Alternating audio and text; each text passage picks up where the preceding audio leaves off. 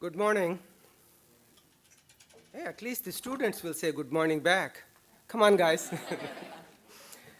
I want to ask all of us to please turn off our cell phone or put them on silent and make sure they're off the table so we can avoid feedback noise. You may notice board members accessing their laptops during the meeting. They're using the laptop solely to access the board meeting materials that are in electronic format.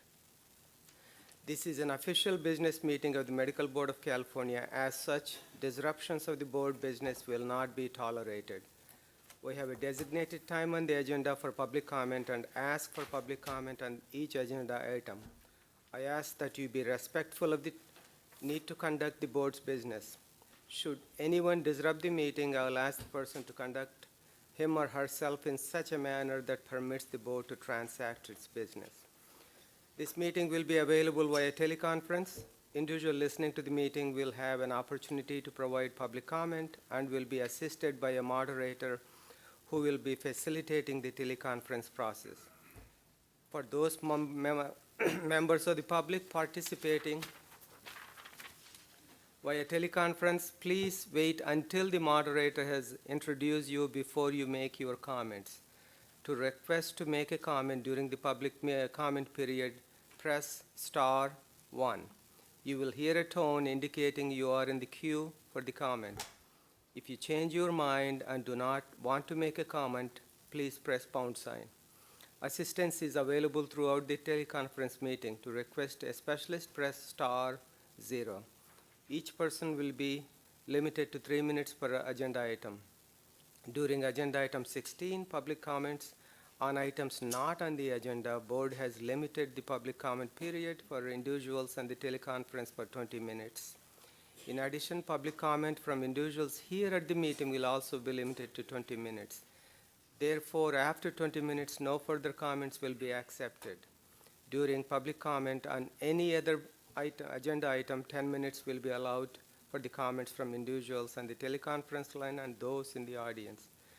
After 10 minutes, no further comments will be accepted. Business services staff will be assisting me in receiving the public comments via teleconference during this meeting. The board welcomes public comment on any item on the agenda, and it is the board's intent to ask for public comment prior to board taking action on any agenda item.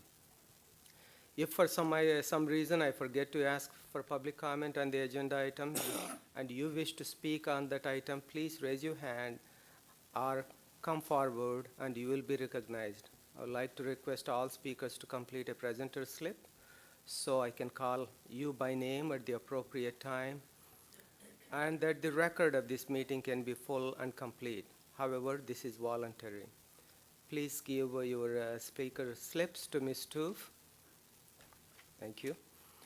Ms. Toof identified herself, so we plan to end the meeting today definitely by 3 p.m. and I'm hoping by 2. I would also like to introduce the students from Midwestern College of Medicine. Guys, stand up.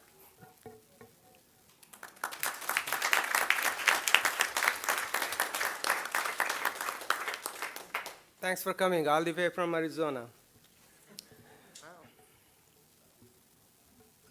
I would like to call the meeting to the order. Ms. Toof, roll call, please. Dr. Bolat? Present. Dr. Bishop? Here. Judge Feinstein? Here. Dr. Hawkins? Here. Dr. Kraus? Present. Ms. Lawson? Here. Dr. Levine? Here. Dr. Lewis? Present. Ms. Pines? Present. Ms. Sutton-Wills? Here. Mr. Warmoth? Here. Ms. Wright? Here. Dr. Gonadev? Here. Thank you. So the next item is agenda item 16, public comments on items not on the agenda. Do we have any slips, Kim? Anyone likes to make a comment? Thank you. Any comments on the phone? There are no comments at this time. Thank you. Maybe you took this seriously that we got to end by 2. Agenda item 17, this is a public hearing.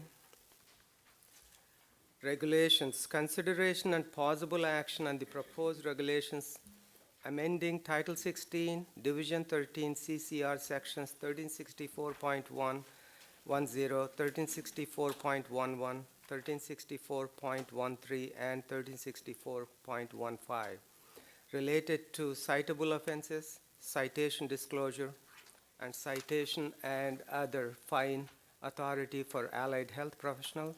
Ms. Webb. Okay. So this is a official hearing, so I got to read exactly what my people wrote, so put up with me. Good morning. My name is Dr. Dev Ganadev, President of the Medical Board. I'll be presiding over this hearing. There are two hearings today. The same process will be followed for both hearings. Therefore, please let me outline the hearing process first. Then I will transition into the two individual hearings. We ask that persons who wish to testify please fill out speaker slip available at the table in the back of the room. The purpose of this hearing is to receive oral testimony concerning the regulatory proposals described in the notice. Regulations must comply with 6 legal review standards, which are: number 1, necessity. Is there demonstrated evidence that there is a need for the regulation? Number 2, authority. Does the board have legislated authority to adopt the regulation? Number 3, consistency. Does the regulation conflict with other regulations or statutes? Number 4, clarity. Can the regulation be easily understood by those affected? Number 5, non-duplication. Does the regulation duplicate other regulations or statutes? Number 6, reference. Which statute does the regulation implement, interpret, or make specific? Testimony should address only these 6 standards. Before we begin, I would like to briefly describe the procedures that will be followed. The entire hearing will be taped. Those persons testifying will not be sworn in or cross-examined. All recommendations and objections will be considered by the board members. Responses to all objections or recommendations will be included in the final statement of reasons. The board will maintain a rulemaking file of this proposed regulatory action. Written comments for both regulations being heard today must have been received by 5 p.m. on October 25, 2016. The record of this hearing, written testimony, and all other written comments received by the deadlines as noticed will become part of the rulemaking process. For the record, no public comment was received.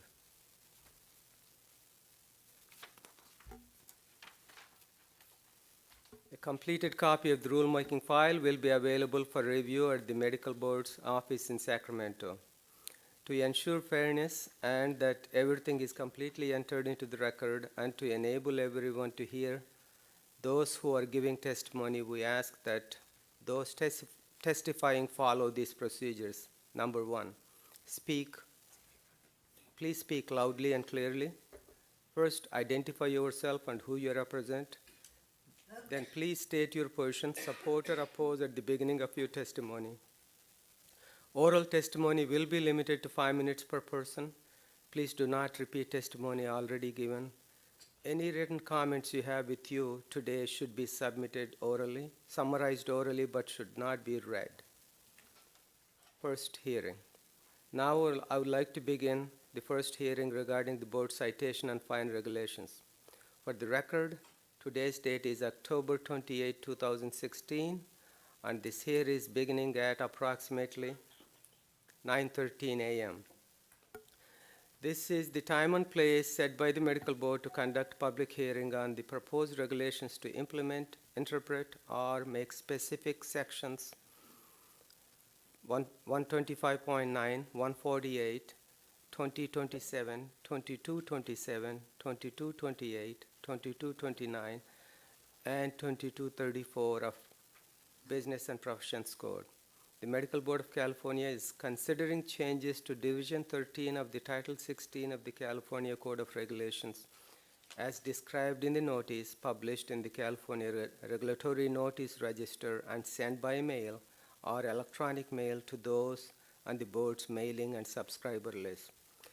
To summarize, licensed midwives and polysomnographic technologists, technicians, and trainees are licensed and registered and regulated by the board, but are not currently covered by the board's citation and fine regulations.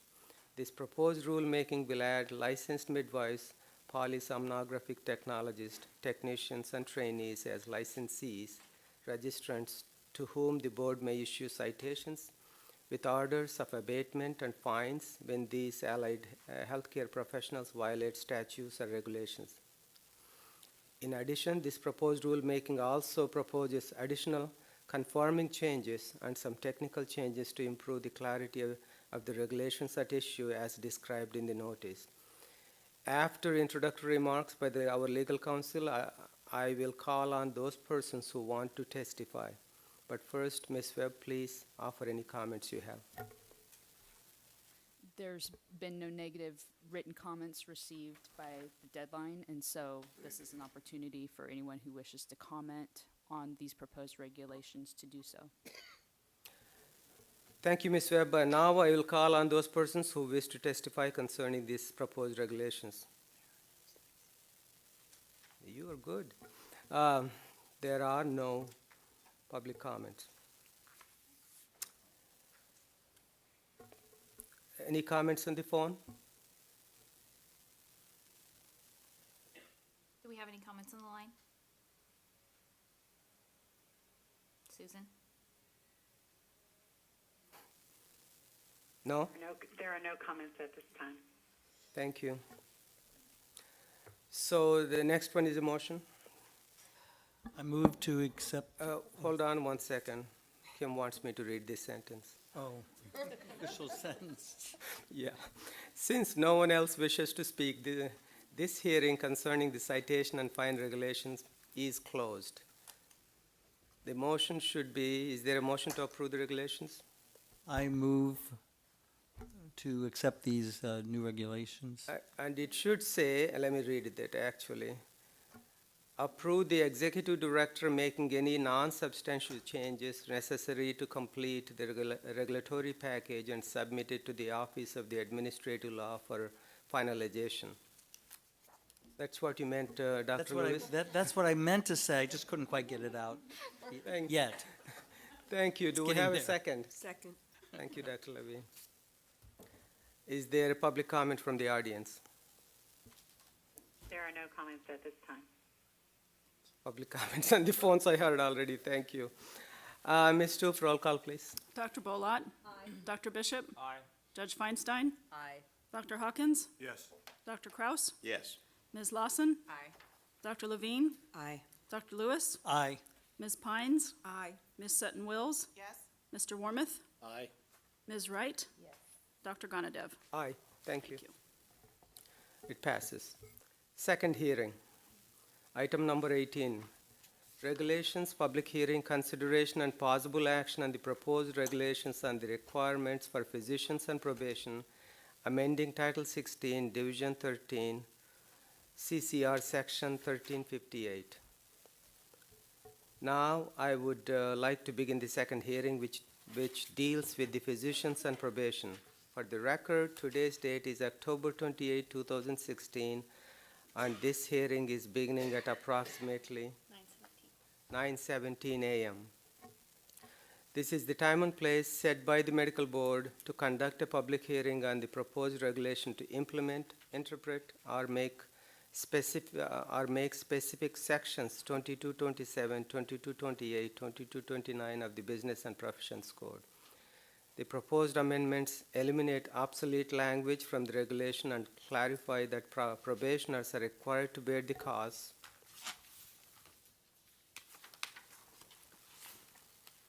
and be in compliance with all the terms and conditions of the order placing them on probation. Any remarks, Ms. Webb? We received no written comment by the deadline, so again, this is an opportunity for anyone who wishes to comment on the proposed regulations to do so. I have no slips. Anyone like to comment?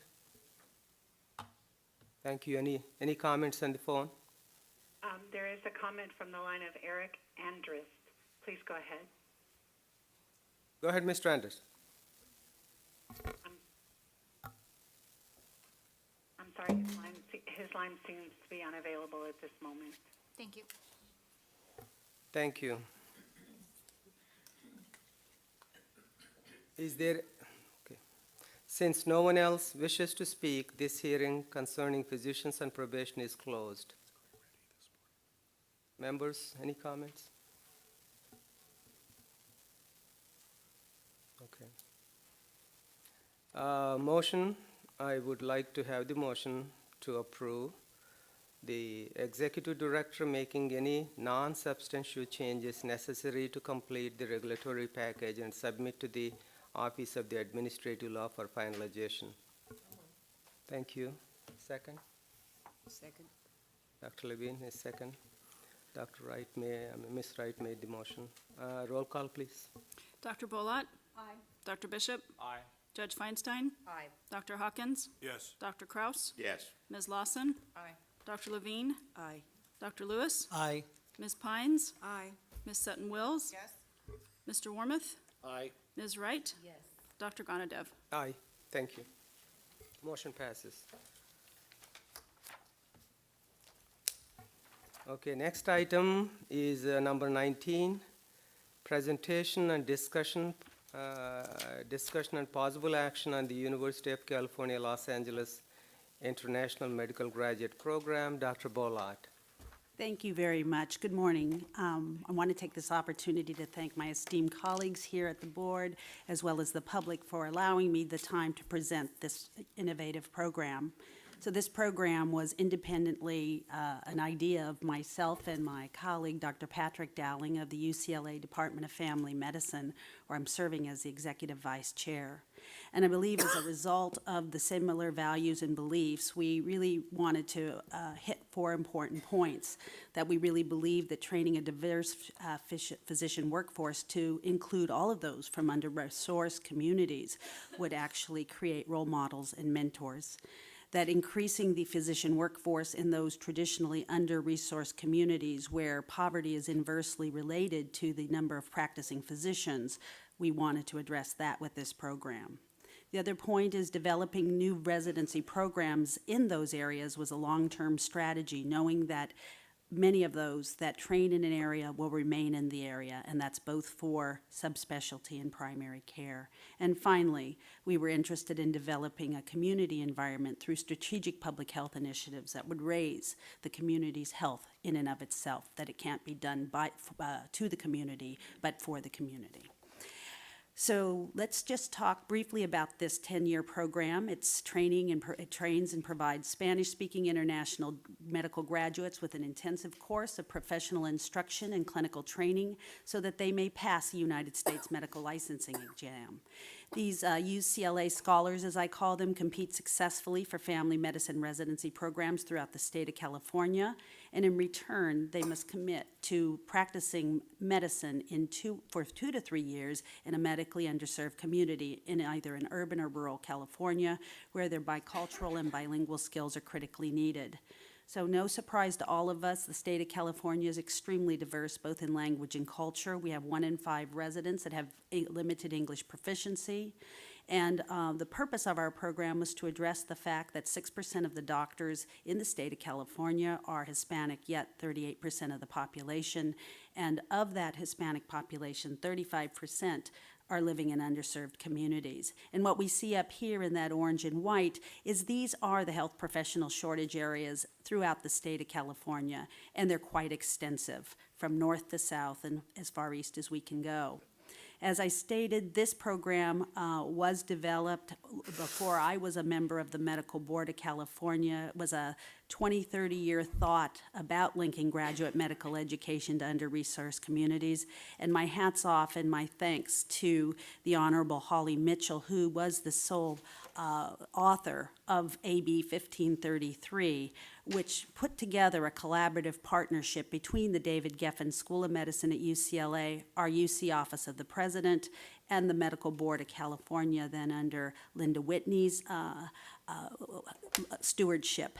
And with this group, we were able to present to the Health and Ways Committee and got a 100% favorable vote with no objections to move forward.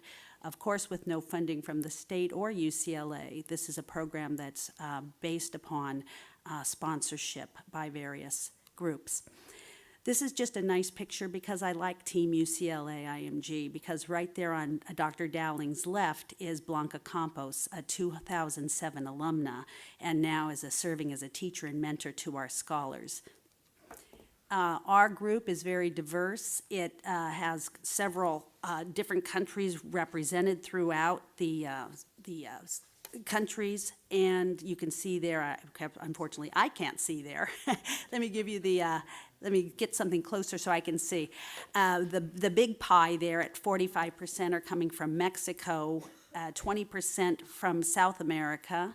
Central America is represented by 18%. We have one person from Spain, and the Caribe is 16%. So those are the Dominican Republic and Cuba.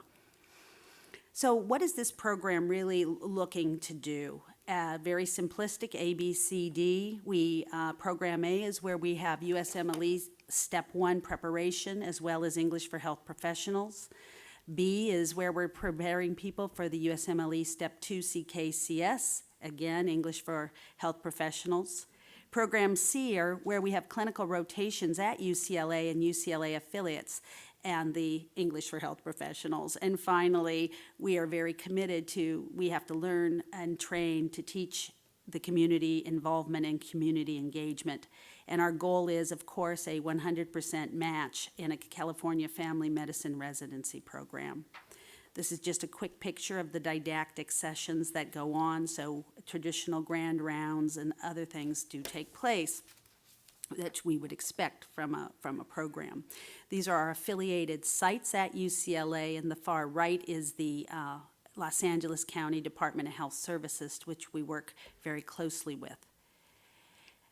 This is a picture of our results to date, and as I mentioned last night, and hats off to Mr. Kurt Warden, who has helped us tremendously through his work, and I say these are his 104 doctors. We are able to, you can see in this picture where our folks are going. 38 out of 104 are in the Central Valley, are matched in the Central Valley, 48 in Southern California, 14 in the Coachella Valley, and 4 that were outside of California. And this picture is very important, and it's important for 2 reasons. One, if you can see it, I'm sorry, it's a rather small. I didn't mean that to happen, but it basically is. Let me go here. Showing on the left that in 2007 we had 2 people start in the program, and at that time, 2 out of 46% of those from our program filled California residency programs.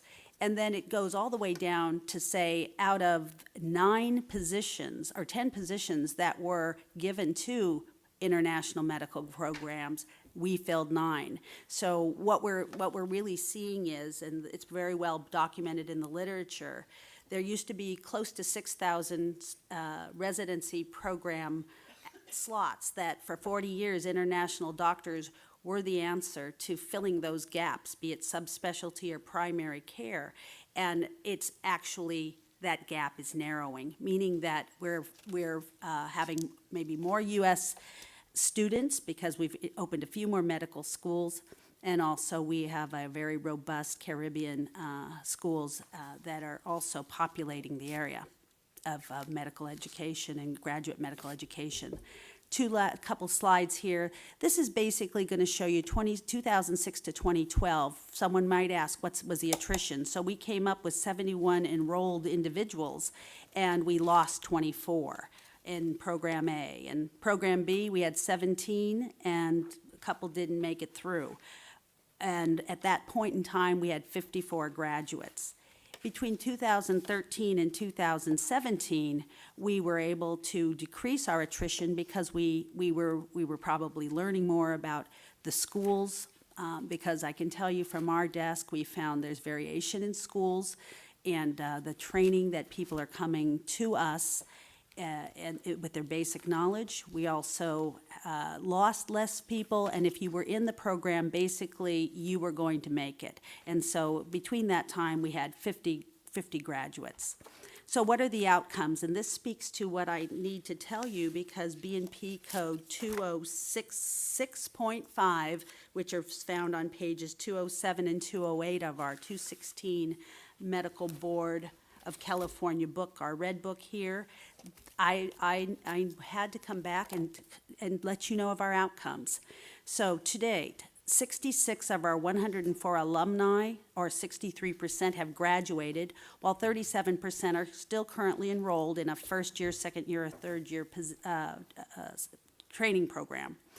63 of those 66, or 95%, fulfilled the program's mission, and 50 of 66 alumni, or 75%, continue to work in federally qualified health centers. And I want to take a pause here, because that really was the goal. The goal was, as stated previously, we wanted to get individuals to stay in these under-resourced communities.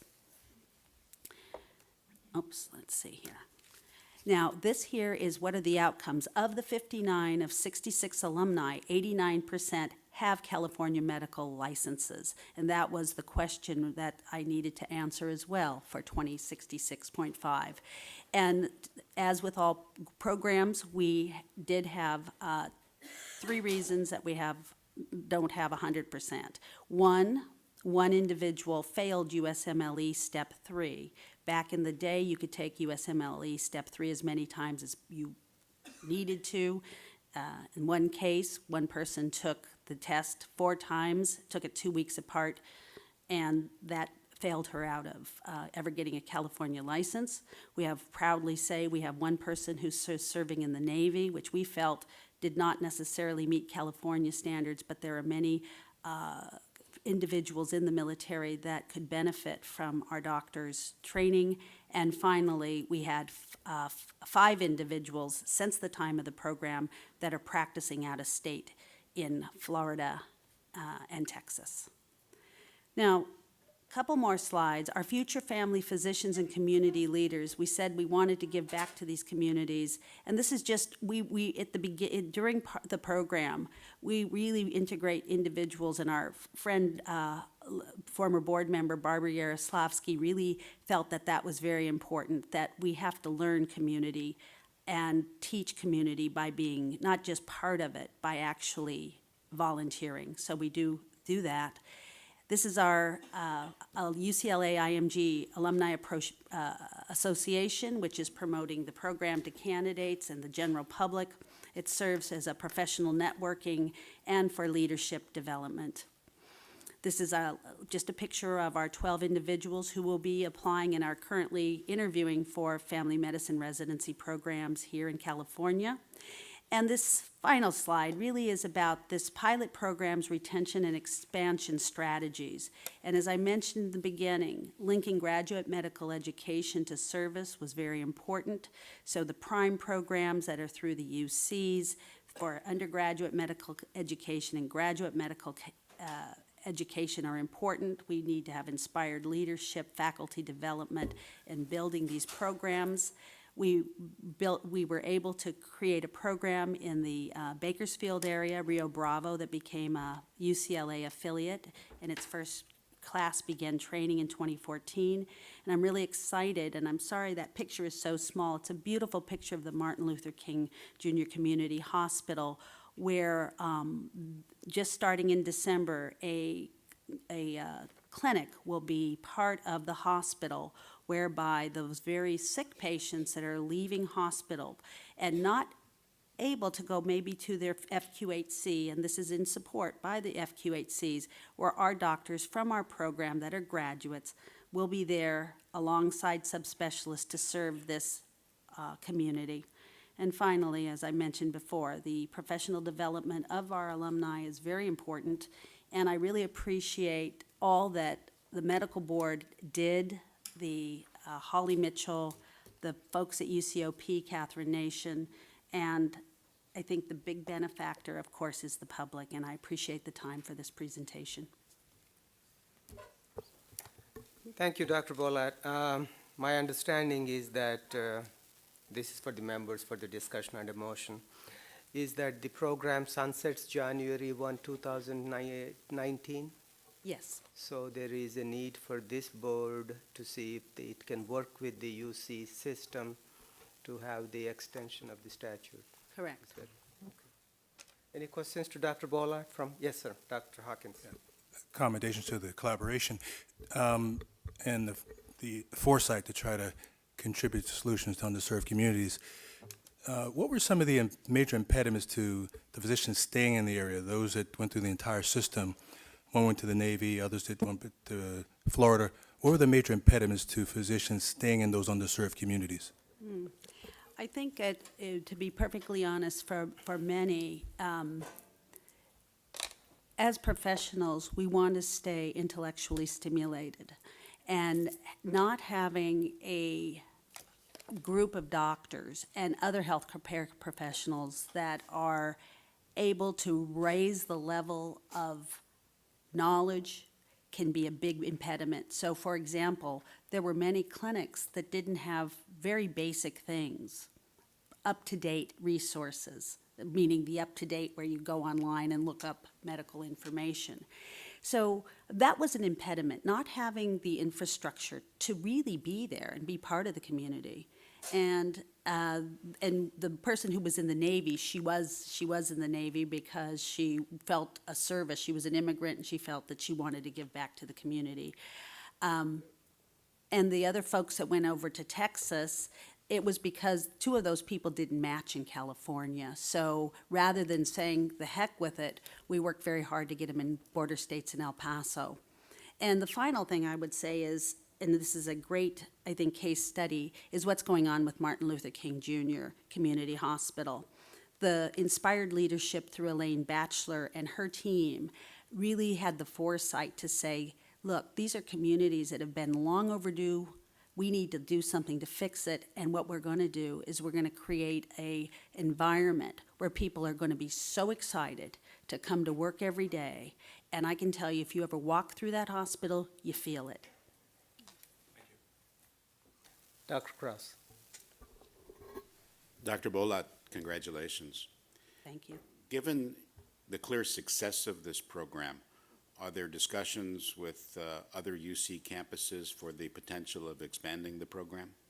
Thank you for that question. This has been a long back and forth. So we have places up at UC Davis, UC San Diego, that are working towards different models and trying to take this proof of concept to practice. I think the challenge, Dr. Kraus, is what we all know that are in medical education. People don't want to fund it. And I think that's our biggest challenge. So my second job is working with philanthropy groups to say, do you want to invest? And, you know, if you're doing a great alumni association, I say, hey, let's start giving back. So it's a lot of hard work, and I don't know that people are making that investment in education, which is of major concern, I think, to all of us here on the board. Dr. Bollard, thank you. It's a great program, and at minimum, it's a temporary fix. I think what we need in the end is we need 38% of California population is Latino. We need California students to really get into these medical schools, whether MD schools or DO schools or Caribbean schools, and go back to community and practice. I think that's the longer term goal. But what you're doing is wonderful. It fills a need. Unfortunately, because the number of Caribbean schools mushroomed, the number of DO schools increased tremendously, and even MD schools, there are about 16 new schools in the country. So it's, as an international graduate, getting into the country is becoming almost impossible. That's right. And this program helps the Latino, Spanish-speaking students to anywhere from American continent to really come and take care of it. So thank you. So with that, I would like a motion to approve the staff working with the UC Office of the President to seek legislation to extend this program. Second. Thank you. Any discussion? Any public comment? Any comments on the phone? There are no comments at this time. Ms. Stoof, roll call, please. Dr. Bolat? Aye. Dr. Bishop? Aye. Judge Feinstein? Aye. Dr. Hawkins? Yes. Dr. Kraus? Yes. Ms. Lawson? Aye. Dr. Levine? Aye. Dr. Lewis? Aye. Ms. Pines? Aye. Ms. Sutton Wills? Yes. Mr. Warmoth? Aye. Ms. Wright? Yes. Dr. Gonadev? Aye, thank you. Then we'll go to item number 20, Vertical Enforcement Program update from the HQIU. Mr. Chris and Ms. Nichols.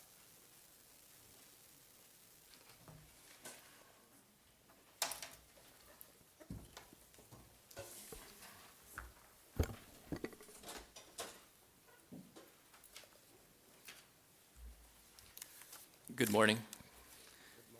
My name is David Chris, and I'm the Chief of the Department of Consumer Affairs Division of Investigation. And this is Deputy Chief Kathleen Nichols. We will be providing an update on the division's Health Quality Investigation Unit. At the last meeting, we reported we had a plan to mitigate the investigator vacancy rate by supplementing investigative staff with 8 limited-term, non-sworn special investigator positions out of San Bernardino. I'm pleased to report that on October 3rd, 2016, 8 special investigators started work in the San Bernardino field office. During the week of October 17th, a mini academy was held and specific case-related training was provided to the new investigative staff. In addition, we have 3 limited-term special investigator positions in our Valencia field office and 4 limited-term special investigator positions in Sacramento. Interviews were held on October 17th for the Valencia candidates, and 3 positions were selected. We expect them to be able to start work within 30 days. Interviews for the Sacramento candidates will take place on November 1st. At the last meeting, we reported we were advertising 2 limited-term special investigator assistant positions, one in Pleasant Hill and one in Sacramento. The investigator assistant in Pleasant Hill was hired and started on October 17th. And the Sacramento investigator assistant was selected and is anticipated to start work within 30 days. With the added staff, our overall vacancy rate has decreased. These special investigator positions are limited term for 1 year with the option of extending to 2 years. This will be a good stopgap measure to maintain our ability to perform core functions while sworn staff progress through the background process.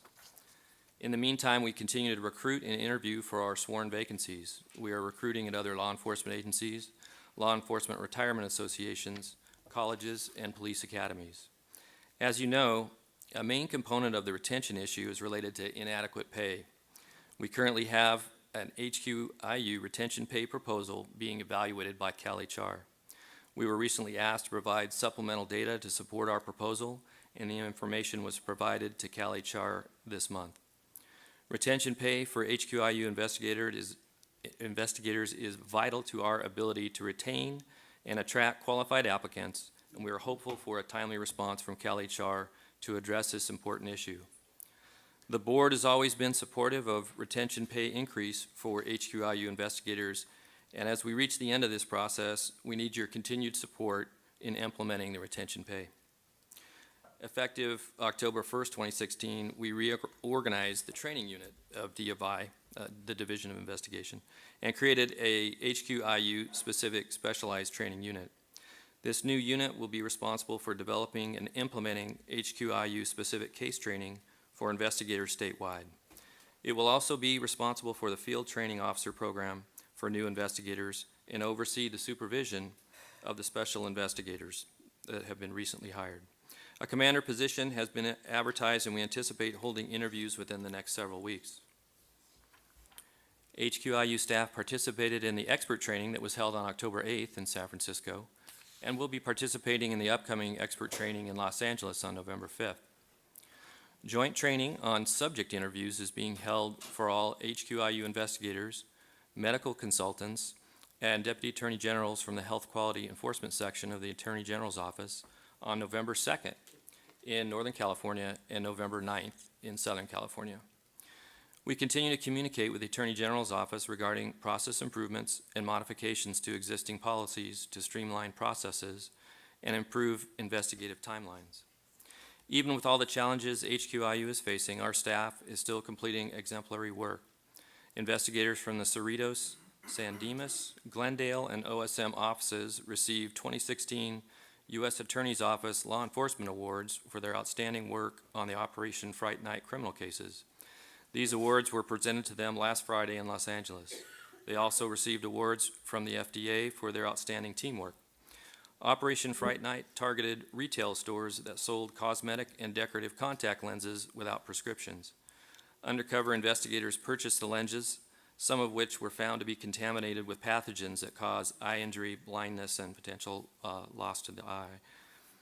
Under California law, retailers must be licensed by a physician, as a physician and a surgeon, optometrist, or a registered dispensing optician or pharmacist. I am proud of the high-quality work HQIU is performing, even with the challenges of an increased caseload. The solutions we have put in place will decrease vacancies and caseloads and improve investigative timelines.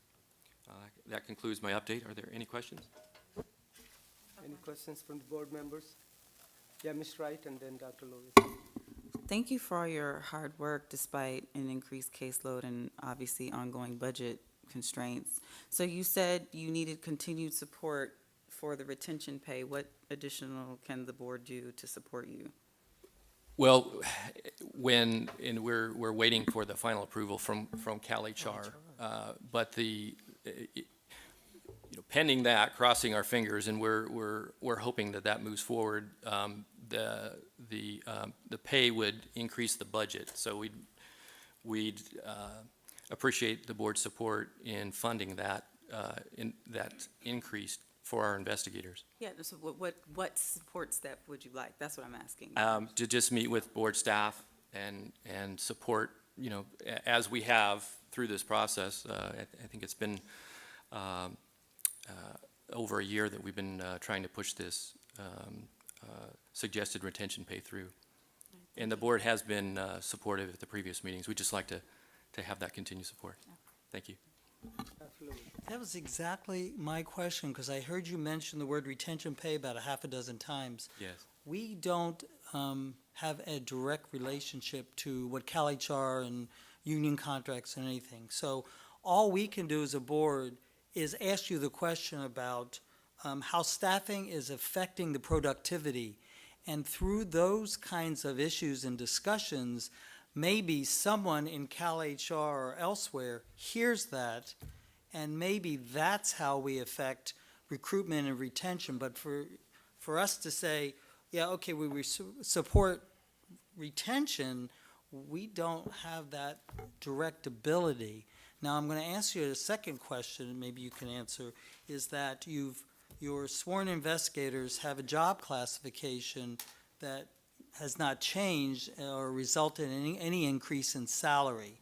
Have you worked on trying to change their job classification to get them to stay and deal with the recruitment and retention issues that you are constantly having a problem with? Yes, that has been suggested to our DCA HR department, and they're having discussions with CalHR in that regard as well.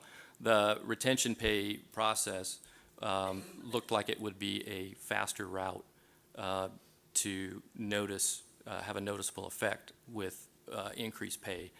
The classification change could take an extended period of time. But have you started that process Yes. in trying to change the classification? Because, there's no money in the budget. I mean, all the unions, everybody is having a problem with getting more money. It just isn't there. So, and even recruitment and retention just isn't there. We're all feeling that. So, Correct, and through the collective bargaining process, there was some language that was actually written into this new contract that would allow the department to grant a retention pay with the support of the department and approval by CalHR.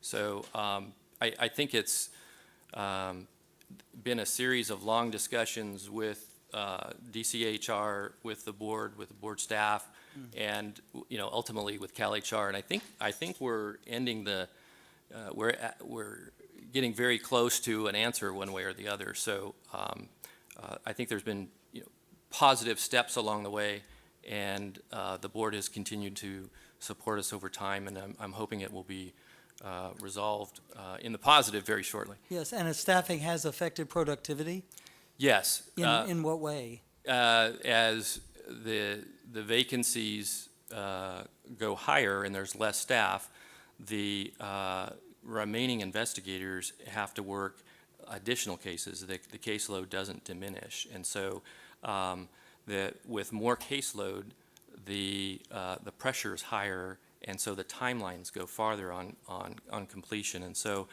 that was one of the reasons why we had to put in play the non-sworn investigators, because they're able to be hired at a faster rate.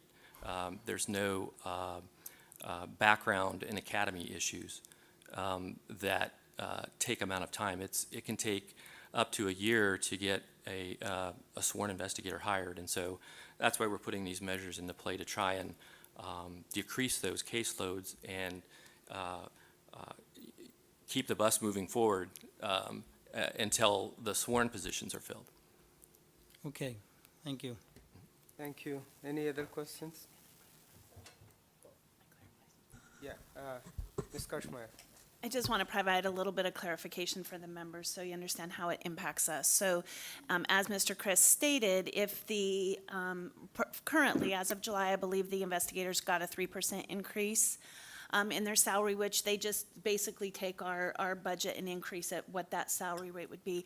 If they were to get a retention pay, depending on the percentage of what it would be, basically what we would be looking at is we'd have to increase our HQIU line item of our budget commensurate with what their increase in salary would be, because this is a little bit different. We don't pay an hourly rate. We pay basically for their staff. It's different than other boards that work with like the Division of Investigation, because they pay an hourly rate. As I've talked to Mr. Christ and Ms. Nichols, you know, that's something we have to go back and look at, because depending on the amount and the percentage, it may ultimately lead to a fee increase for the physicians, depending on our loan repayments. Obviously, our loan repayments have to be done, but with the other increases we've seen in our budget. So it's just one of those things we have to watch, and I've kind of discussed that with them, that we'll have to look at our budget and see the impact of what the increase for them would be for their retention pay to us. So that's where it impacts us. So you're right, Dr. Lewis, we can't help with the CalHR, but we just have to be prepared that once that does, if it goes through and takes effect, that we'll have to be prepared for our budget, because we're the ones that pay their salaries. And so that's where the board fits into all this. It's a unique It is. collaboration between the two of us. Yes. I was just going to say real quick, and part of the initial proposal was explaining that the board is actually already paying this money almost anyway, because with our repeated retention problem, we're paying a lot of money to hire people, train people, put them through the academy. That's all coming from the budget. And then because the salaries aren't enough, they leave. And then we repeat the process. So I think when, in terms of thinking about how much it costs, you really have to factor in, you're almost paying this money anyway because we keep turning people over. So if we could just add the money to retain people over time, you'll see less wasted money. Thank you. Judge Feinstein. Thank you. Admittedly, I come to the medical board with a bit of a different background, and I come with, the overriding commitment of justice delayed is justice denied. And I become concerned when we are going through our discipline cases and we are disciplining physicians for what we determine to be misconduct that occurred in 2012 or 2014. And we don't know what happened between 2012 and today, or 2014 and today. Have they, have things gotten worse? Have things gotten better? And I guess if my real question here is if there was two questions. If there was one thing that we could do, what would it be? And I'm playing off Dr. Lewis's question a little bit because, I'm not clear on all the relationships between the entities and the budget, but I'm also seeing that people can be harmed in 550 days is a very old case. If it were a criminal case, it would be dismissed for violating speedy trial rights. It's not, but I'm trying to really get a sense of, other than retention pay and hiring more people and reclassifying them, what can we do, and what's your goal? What do you need to have to clean up this backlog and be able to move cases forward more quickly, recognizing that they're complicated investigations? The things that we're doing, there have been challenges, and the vacancy rate is high. The people who are sworn peace officers don't apply as readily to this position because of the pay. And so that has been a significant ongoing overtime issue for the medical board and recently for DOI. So in order to get around the delays and the challenges in hiring the peace officers, we've put these non-sworn positions into play as a stopgap measure. And so as we do that process, which is stopgap, and they're limited term for 1 year, and then with the extension, they could extend to 2 years. During that time, we'd like, ultimately, the goal is to have more pay for the investigators, attract those individuals with the skill sets and the training to these positions, and then hire and fill all those peace officer position, investigator positions, and that will reduce the timelines. Okay, and how much is the differential? How much more money are you trying to offer your potential recruits? We'd like is the amount that was in the proposal was 18%. Now, what the department and CalHR agrees to could be different. They have not communicated what the actual number is to us. And so we'd like 18%, and we're waiting to hear the results of that request.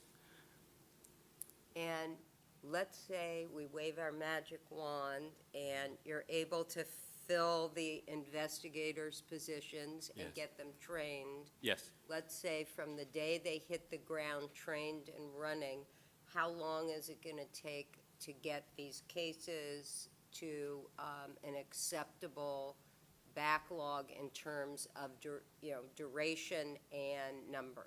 Yeah, I can't give a specific time, but that I think will improve as we move along, because the non-sworn investigators will be moving through that process as well. They'll be helping us while we're hiring the sworn investigators. So it's actually kind of a two-pronged approach. What the non-sworn investigators allow us to do is see if these individuals are interested in this line of work and how good they are at it. And if they like working for us and then they're doing a good job, it allows us to, as they're working for us, put that person into background for a sworn peace officer position. So it's kind of it's a two-pronged approach. Not only is it a stopgap measure, but it gives us the chance to look at these individuals, see if they're going to be successful, possibly in a sworn peace officer role, and then while they're actually doing work for us, they can go through the background process, which is very time-consuming, and like I had mentioned earlier, it lasts up to about a year. So both of these things can be happening at the same time, as we can be decreasing our workload and hiring sworn staff. So we're not at the end of the process by far, but I think we've got a running start on this thing, and we're putting some measures into play that haven't been done before. And I think they're very unique, and I like the approach. It also gives us the ability over time, even after the 2-year measures over for the limited term is we could explore with the board a non-sworn unit to be potential hires for the sworn peace officer positions in the future. So we're doing some things I think that, as I mentioned, are unique, but I think they'll help speed up that process. I can't say it'll be 4 months or 6 months or 8 months, but I do firmly believe that they will decrease the caseloads and thereby decrease the amount of time to complete a case. Because the caseloads are really key to this solution, and typically for the complex cases, a reasonable caseload is about 10 to 15 cases of complex cases.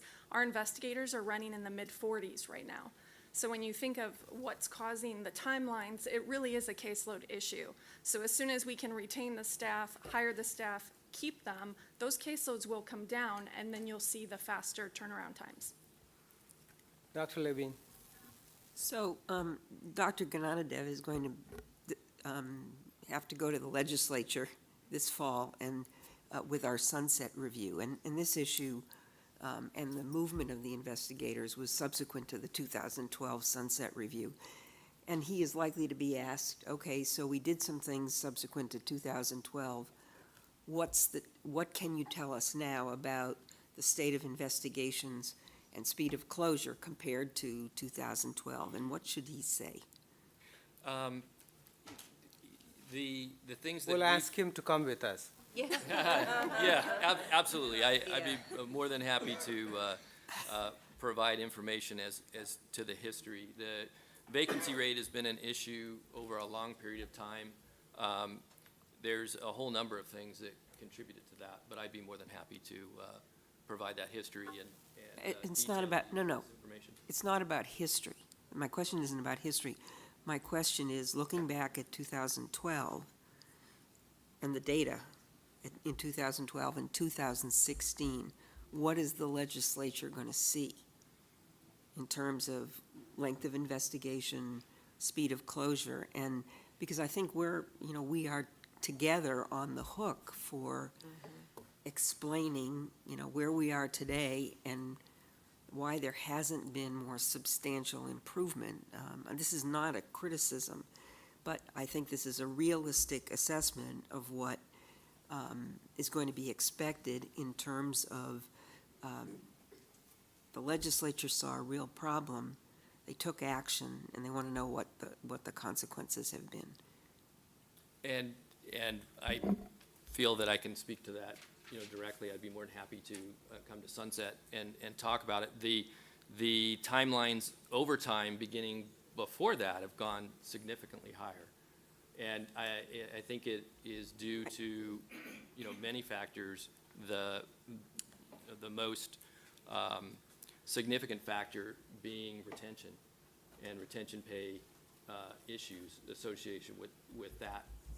Can you give us, I appreciate that, can you give us some sense today, the board, of where we are compared to where we were in 2012? The vacancy rate was as high as 38% and that was significant, which drove the case completion times up significantly. And it took a period of time to put these things into play, these stopgap measures, but with the hiring of this most recent staff and with staff going into the first few weeks of November, we'll actually bring that number down to 17%. So it will take some time on the other side of these new hires to see those numbers come down, but I'm confident that that will take place. So, I can't speak to how long it's going to take. I would see an immediate result, because what you're doing is you're taking numbers from the investigators that we currently have and then giving some of those cases to the new hires. And so that will have a direct result. Can you give us some sense of what, I realize accurate. Do you have suggestions on numbers? Just some sense of timeframes where you begin to see Right, well, a change. to give a picture, currently, we have 28 sworn vacancies. So if each of those 28 people were working a caseload, that would be astronomical help to reducing the timelines. So I think there is a solution to this problem, and it's retaining the investigators so that we don't keep flipping them over and over and over again. And once that happens, with a normal caseload, we will see good timelines. This is something that can happen. Yeah, the ideal caseload is from about 10 cases to 15 cases. Right now, every time an investigator leaves to go to a higher paying job, that person's caseload, which is over 40, gets distributed to the remaining staff. And it just makes it increasingly difficult to keep the timelines down when the amount of work that they have is so high. And so, putting these measures into play will decrease that, and then as we hire more sworn staff, those numbers will come down. But we're not at the end of the process. I think we're in the middle, and so it's frustrating, but we are doing proactive things, very proactive things to address this. And I'd like to be able to report at the next board meeting some significant number increases. Yeah, Mr. Chris, Dr. Bishop, I'll come to you. Entire healthcare industry has budget problems. Doesn't mean that we can't see patients. Doesn't mean that we have a serious nursing shortage. Hospitals still have to run. Someone has to take care of. We do. I don't see a reason why we can't do it at the medical board. That's what aggravates me. There is no action to really see how we can improve the process. I understand your vacancies, but we need to have a process improvement where we can make it shorter. I mean, that's Judge Feinstein is right. I mean, no action taken is actually disservice to people who are on there, both for the patients, who somebody might be hurting them, and for the doctor, who can be just let go or only with a public letter of reprimand. That person has to wait 4 or 5 years. So both ways it's bad. So what I suggest is I'll ask my staff to work with, we will participate, some board members can participate too, is how can we improve the process? I understand your vacancy rate and all that, but there has to be a process improvement, and it's a continuous process in the healthcare industry. That's what we do. Otherwise, we can't handle the workload after the ACA. The volume went up tremendously, but we still do it. So we have no choice. Dr. Bishop? Deb, you know I have great respect for you, but I have to respectfully disagree with most of what you just said. I would say, I've been on this board for many years, and those of you who followed me knows that I speak my mind, and I've heard this same response, this same badgering of people. These people are being badgered again today. I'm sorry, but I believe they are. It's not their fault. This system is broken. It's been broken from the start. The answer has been clear for many years. They've come up here before us on multiple occasions, said we have a huge vacancy rate. Deb, I'm sorry, but I can only do so many cases, and you can't just drop, cut my hours from 12 to 2 and say to do the same number of cases. It's just not possible as an anesthesiologist, and doctors can't do it either. And I don't know how to get the message across to the people that need to do this. Can we possibly invite some of the legislators to sit in with the meeting next time? Have them listen to the public, have them listen to these people, have them listen to us, because they don't. I mean, the transfer of people to the Department of Justice was something that was cheap. It didn't make any difference at all. It has not changed anything significantly. The answer is clear. They've told us again and again. How many more times and what other ways can they tell us? They need people. You can only run the plane if it has gas in the engine. It's going to crash in the middle of the ocean if it doesn't. It needs to be fixed. I don't know how it's to be fixed.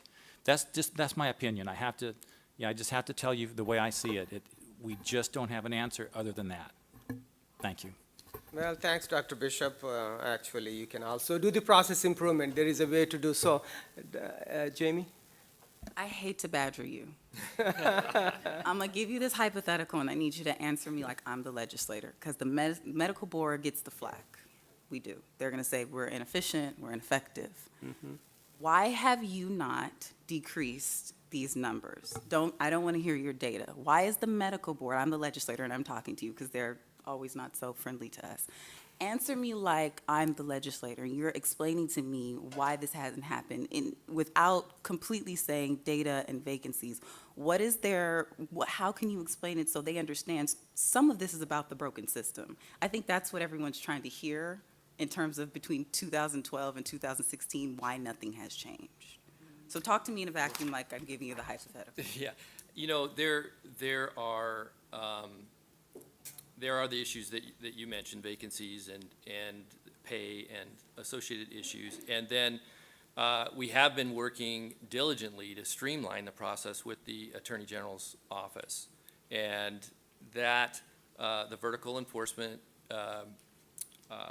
system is a part of this. And we've been working with them diligently to try and reduce those timelines and streamline the process as much as we can under the existing law. We've made 4 adjustments to the agreed-upon matrix between us since January of this year. And those are the things that we can change, and the existing statute prevents us from addressing vertical enforcement or making further suggestions beyond, what we've done. But we meet with them frequently, and we discuss every time that we see something that could, speed things up. We talk with them and try and put things into play, and we've made some of these adjustments. I mentioned about 4 of them since January. But we would appreciate, any help regarding vertical enforcement and the process. It does take longer, but we would appreciate any help from the Attorney General's office, a modification of the statute, and anything to try and move this process along. That's what I was kind of looking for when I said, okay, what additional support? And then with the follow-up questions, you were giving us back the kind of vacancy and data, but there's many partners that are causing this problem. So I just wanted to hear it directly. And so thank you. I appreciate that. You're welcome. Ms. Kashmar will give some numbers so that we can see what we're talking. So I just pulled out the board's annual report. So in 12-13, we were at 260 days for our investigation process. In 13-14, we were at 245. And then the switchover happened in July of 14, and it went up to 310 days. And the next number I'm going to give you is, now we've really split out the way we've gathered the statistics, but then in 15-16, the number that we're going to, I think, be putting in our annual report is 426. So it's been a steady increase, but I want to speak on a little bit on behalf of Kathleen and David, because I don't think that they're giving you the full push of, we had a recent meeting, the 3 of us, and the changes that they're making with these non-sworn positions going into the quasi-sworn position spot, when we really talked this out and how they're going to be taking over a lot of the workload, and they're going to be doing the less complex cases just like Ms. Delp's unit does.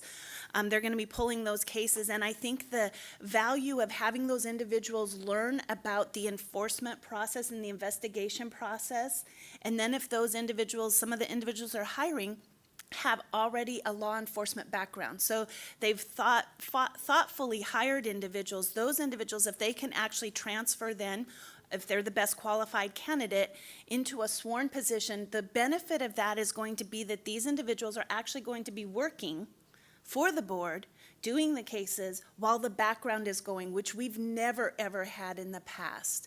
So the whole plan that they actually have right now, if it comes to fruition, I think we will see an improvement from where we are right now, because I think we'll be able to fill sworn positions, hopefully, but we also have people who are working right now. And this is something I've talked to Kathleen and David about, is like, maybe we take some of those positions and we make them automatically a non-sworn position.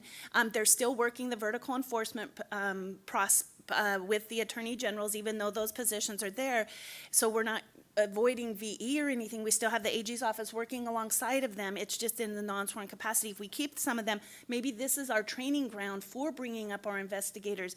And it's a lot better to have them working for the DCA, doing our cases while we're waiting for them to do that background. So I do think I've been very impressed with the recent plan that they have to fill the position. So I'm just going to come to their aid a little bit because I do think that their plan, it's the best that I've seen for a very long time for how we're going to try to get out of the hole that we're kind of in as far as investigation. So And I also wanted to point out something else that's in the Sunset Report that's very telling, is that this last year, 15-16, there were 37 ISOs versus the year before, when we didn't have as many vacancies, there were 14. So we've more than doubled the amount of ISOs. We are doing more with less, and I think we are seeing great results from our staff to protect the public, even with the vacancies. Ms. Nichols, I will be thrilled to take you with me when I go to the BNP committee. And basically let them know this is what they're doing, not our doing. So we'll be very, very careful, but we'll let them know if they bug us. So, but Mr. Warmer? Actually, I think my question was just answered. I agree that, this is not something we should be badgering you about. We're in this together, that, we have an issue. And I thought the original question was, are we better, worse, or worse than we were in 2012? And I don't think we got a clear answer to that. But we do now have that, and we know, at least going into when we have to go in front of the Assembly and the Senate, we know this is the situation, and we need to have a plan to turn it around. Thank you. And actually, Kim did mention the process improvement I was talking about. So we got to continuously look at within what we have. There is not much you can do with the bureaucracy and the process, how long it takes to take care of why those vacancies cannot be filled or why it takes so long. But in the meantime, we do have to improve the process. I can't go say, well, we went from 260 to 400 something. That just looks like, what's wrong with these people? What do they run? I mean, so that's really very, very discouraging. Judge Feinstein. No, I just want to say I absolutely agree, and I think, I hope I wasn't badgering you. I hope it was badgering you. I'll take the blame any day, anyway. I mean, I think the way that you've actually dealt with this is the best way you can deal with it at this point. But I do think you need to use us to put some pressure on the legislature, and, we may need to become more publicly active in really, bringing the citizenry forward, because they're the ones that are impacted by this and by the delay. And, reading the cases, I see the work that goes in. I mean, it's very substantial. And I see the knowledge that these investigators need to have to prepare these reports. So I have absolutely no criticism of the quality of the work, because I think it's exemplary. But it's the time. It's the time. And, maybe I don't know what the process is administratively, but, it may be time to launch a campaign. Thank you. Any other questions from the members? If not, I have one public comment slip. Marian Hollingsworth.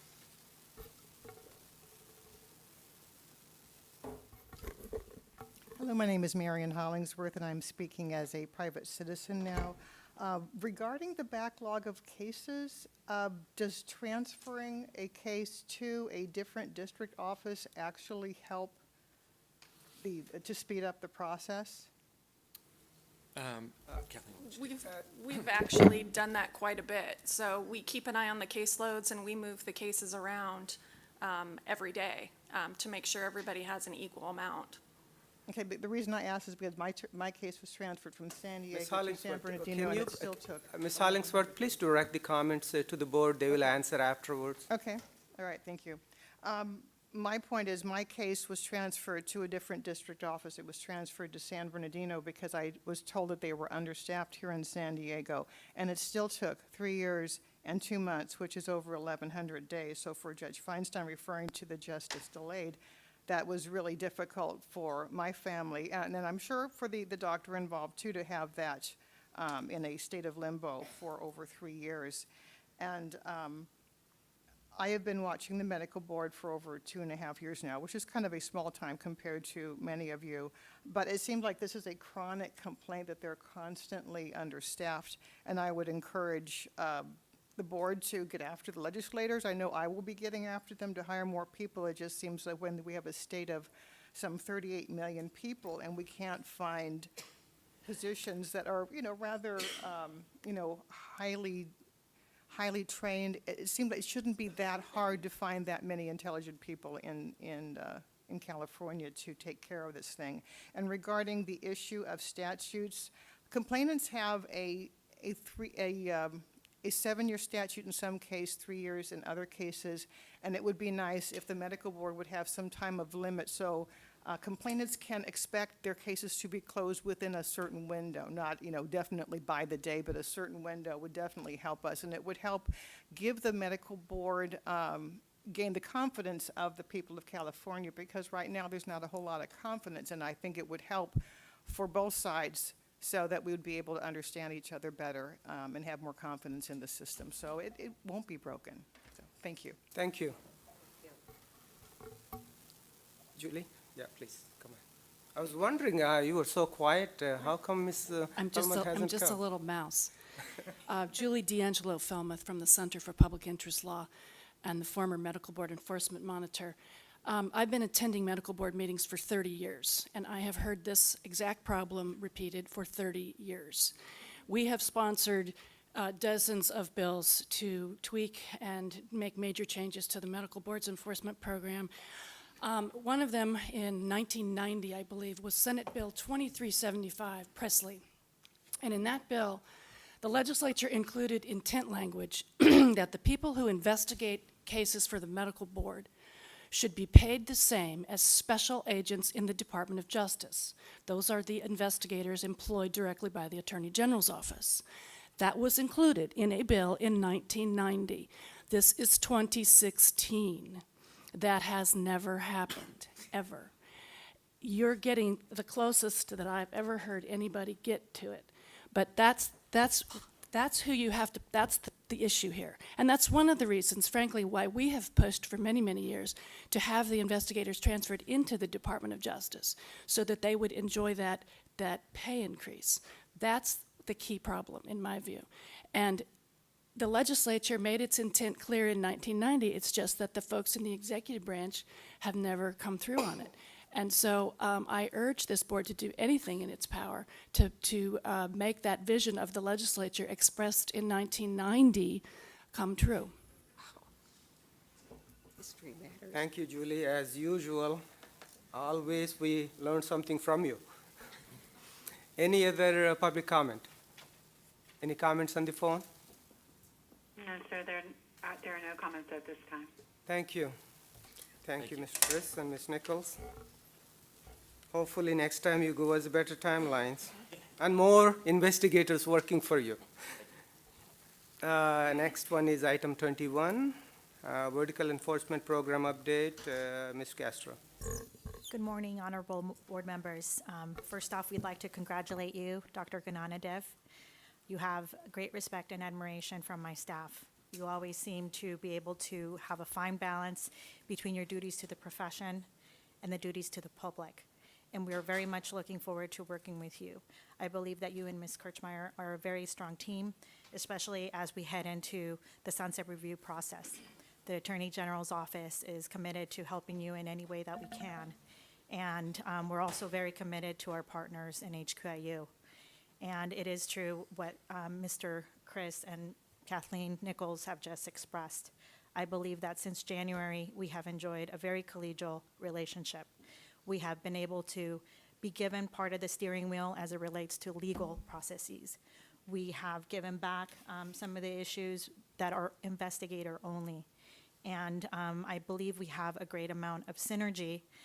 And one of the struggles is that right when you're getting very used to working, for example, with the medical board and trying to work out kinks and efficiencies, we had to encounter this big change. The big change was the transfer to HQIU. And in the meantime, now we're seeing these efficiencies and we're struggling obviously with the vacancies. And I don't need to express anymore how difficult these cases are and how high complexity case. It deserves a sworn investigator, and it certainly deserves more pay. And with that, I'll just leave that one alone. I think it's been discussed enough. So HQE agrees with the mission and intent of the legislation establishing the vertical enforcement program. Notwithstanding the challenges of the program not being implemented as envisioned and the subsequent fragmentation, our staff has always been very passionate about the V program and the protection it affords the public by involving the lawyers to ensure the quality of the evidence produced to be used in the disciplinary prosecution of physicians. We also believe very strongly in our role to grab that physician out of the cloud of suspicion earlier so he or she can go back to their profession, which is to take care of patients. And obviously, we are very, very committed to the patients who have entrusted you with their complaint and with their privacy in order that they can, through their experience with this physician, help the public at large and help you identify those physicians that need to be rehabilitated and those that shouldn't be rehabilitated and be given a little bit of a timeout. The vast majority of our staff worked on your cases before vertical enforcement was implemented 11 years ago, including myself. And we can tell you that hands down, the vertical enforcement program is a superior way to investigate these important life and death cases. The prior model of lawyers and investigators working in silos did not work very well for this licensed profession.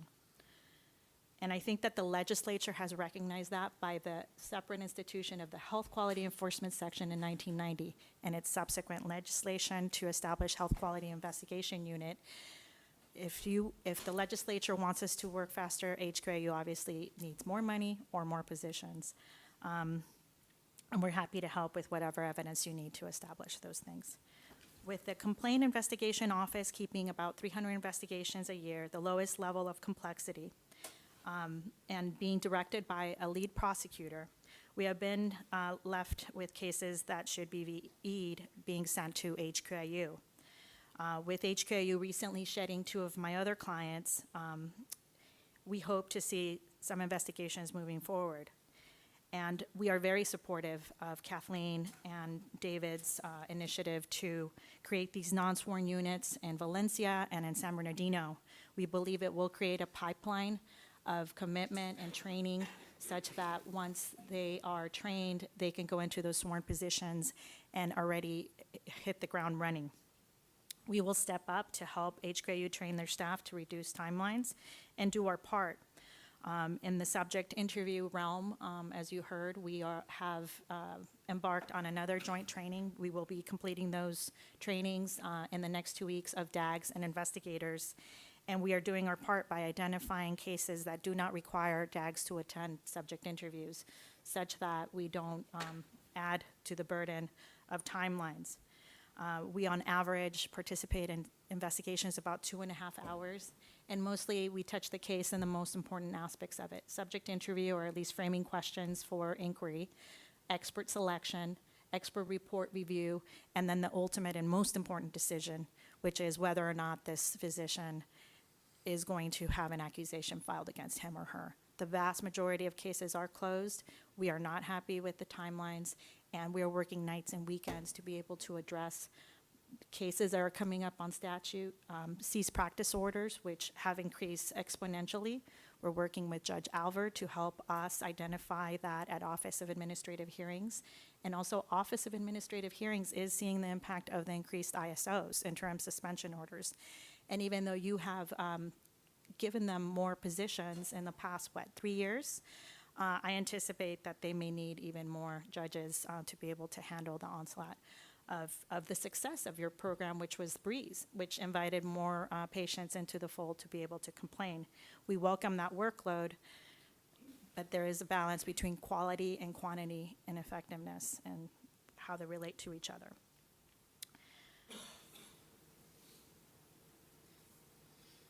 More recently, our Supervising Deputy Attorney General Matthew Davis contributed to the collegial and productive pursuit of quality in investigations, and we thank Laura Gardhouse in that regard. She's a supervising investigator, too, who put together the subject interview training.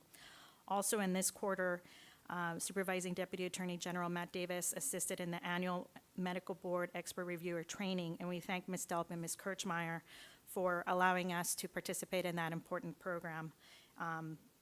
The quality of your cases, the foundation rests on the quality of your experts. We have, I have shifted all of my lead prosecutors. I'm sending more of them out to the field. Previously, we had 2 field offices assigned to 1 lead prosecutor. Because of the issues that I anticipate in the next 6 months with these timelines and things coming up on statute, I am assigning my Deputy Attorney General 5s, 1 each to each office, and they're going to start pleading cases as soon as possible. I want to stress that Kathleen, David, and I are always identifying high priority cases. So those are not falling anywhere. Those are identified, those are the interim suspension orders, and we find a way to put the public on notice as soon as possible if a physician is causing concern. And this is also reflected in the parallel proceedings protocol. When David and Kathleen's staff are investigating something criminally, we try to get as many resources as possible to address the licensing issues. Even if it means not going to trial while we wait for a criminal case to be done, we are trying to work hand in glove to make sure that our patients are aware of these physicians that they should take a second look at. In addition to shifting lead prosecutors, we continue to seek avenues for continued collaboration and improvement with our investigation partners at HKIU. We have been starting to identify cases that are going to trial, and in order to have investigators, hopefully as part of their training, especially this new non-sworn unit, for existing investigators and non-sworn new staff to see the fruit of their labors, and most importantly, for hands-on training and the quality of the evidence and how it's presented and assessed by experts, by ALJs, and by other witnesses and opposing counsel. These are very, very heavily litigated cases. This is not just a privilege, this is a property right. These doctors have worked very hard to achieve their medical license. And when we go to trial, the evidence and the quality of it is where it matters. And you obviously see us every quarter, and you understand that very well as the board. We're also exploring efficiencies with subpoena legal review. Together with Kathleen, we created a pilot project, and we're ready to probably roll it out at the end of November. And this will assist her investigators to be able to move those subpoena service and then subpoena enforcement. This is where a doctor, a patient hasn't signed a release. We have to serve a subpoena to get the records, and we're encountering some trouble. We need to pretty much get on those medical record acquisitions, because those are one of the issues that affect timelines. And in the past year and a half, we have had many subpoena enforcement cases because we responded to Kim's request, and she was absolutely right that this is not inexcusable, that it stops a case. Doctors that don't pay attention to what their board requires of them should not be rewarded by cases just kind of falling through the cracks. We need to hold their feet to the fire. And obviously, when you do that, you have cases, and you heard from Ms. Webb yesterday that these cases are getting litigated and they're going to the Court of Appeal, and that's fine. Because you as the board with Ms. Kirchmeier and Jennifer can go to the legislators and address whatever changes and tools you can give to us to be able to get you what it is that you need. And that concludes this agenda item, which is my vertical enforcement report. Thank you, Ms. Castro. Thanks for the kind words. Unfortunately, HQIU is the one who is on our radar now, but not AG's office. So we are okay right now. So I just, it's in the end though, I think we need, all three of us need to work together. Used it to be two only, that's board and the AG's office. Now we got a third entity, DCA, coming into play. Goal is same. We have to cut it down to below 200. That's it. I mean, there is no ifs, no buts. It's unfair, both to the patients, our consumers of California, and to the doctors. So somehow or other we got to get there, whatever it takes. So, Judge Feinstein. Let me ask a couple questions here, because as I think I've expressed at a prior meeting, I've been involved with vertical enforcement models in different situations throughout my career. And I found that they actually exist more on paper than they do in reality. And I'm wondering if you're able, I mean, not today, but to provide us with some numbers regarding cases that actually begin with the same investigator and the same DAG and end with the same investigator and the same DAG. Because unless that is occurring, it's not vertical enforcement. And, trading from one person to another ends up with your having to have the new DAG get up to speed.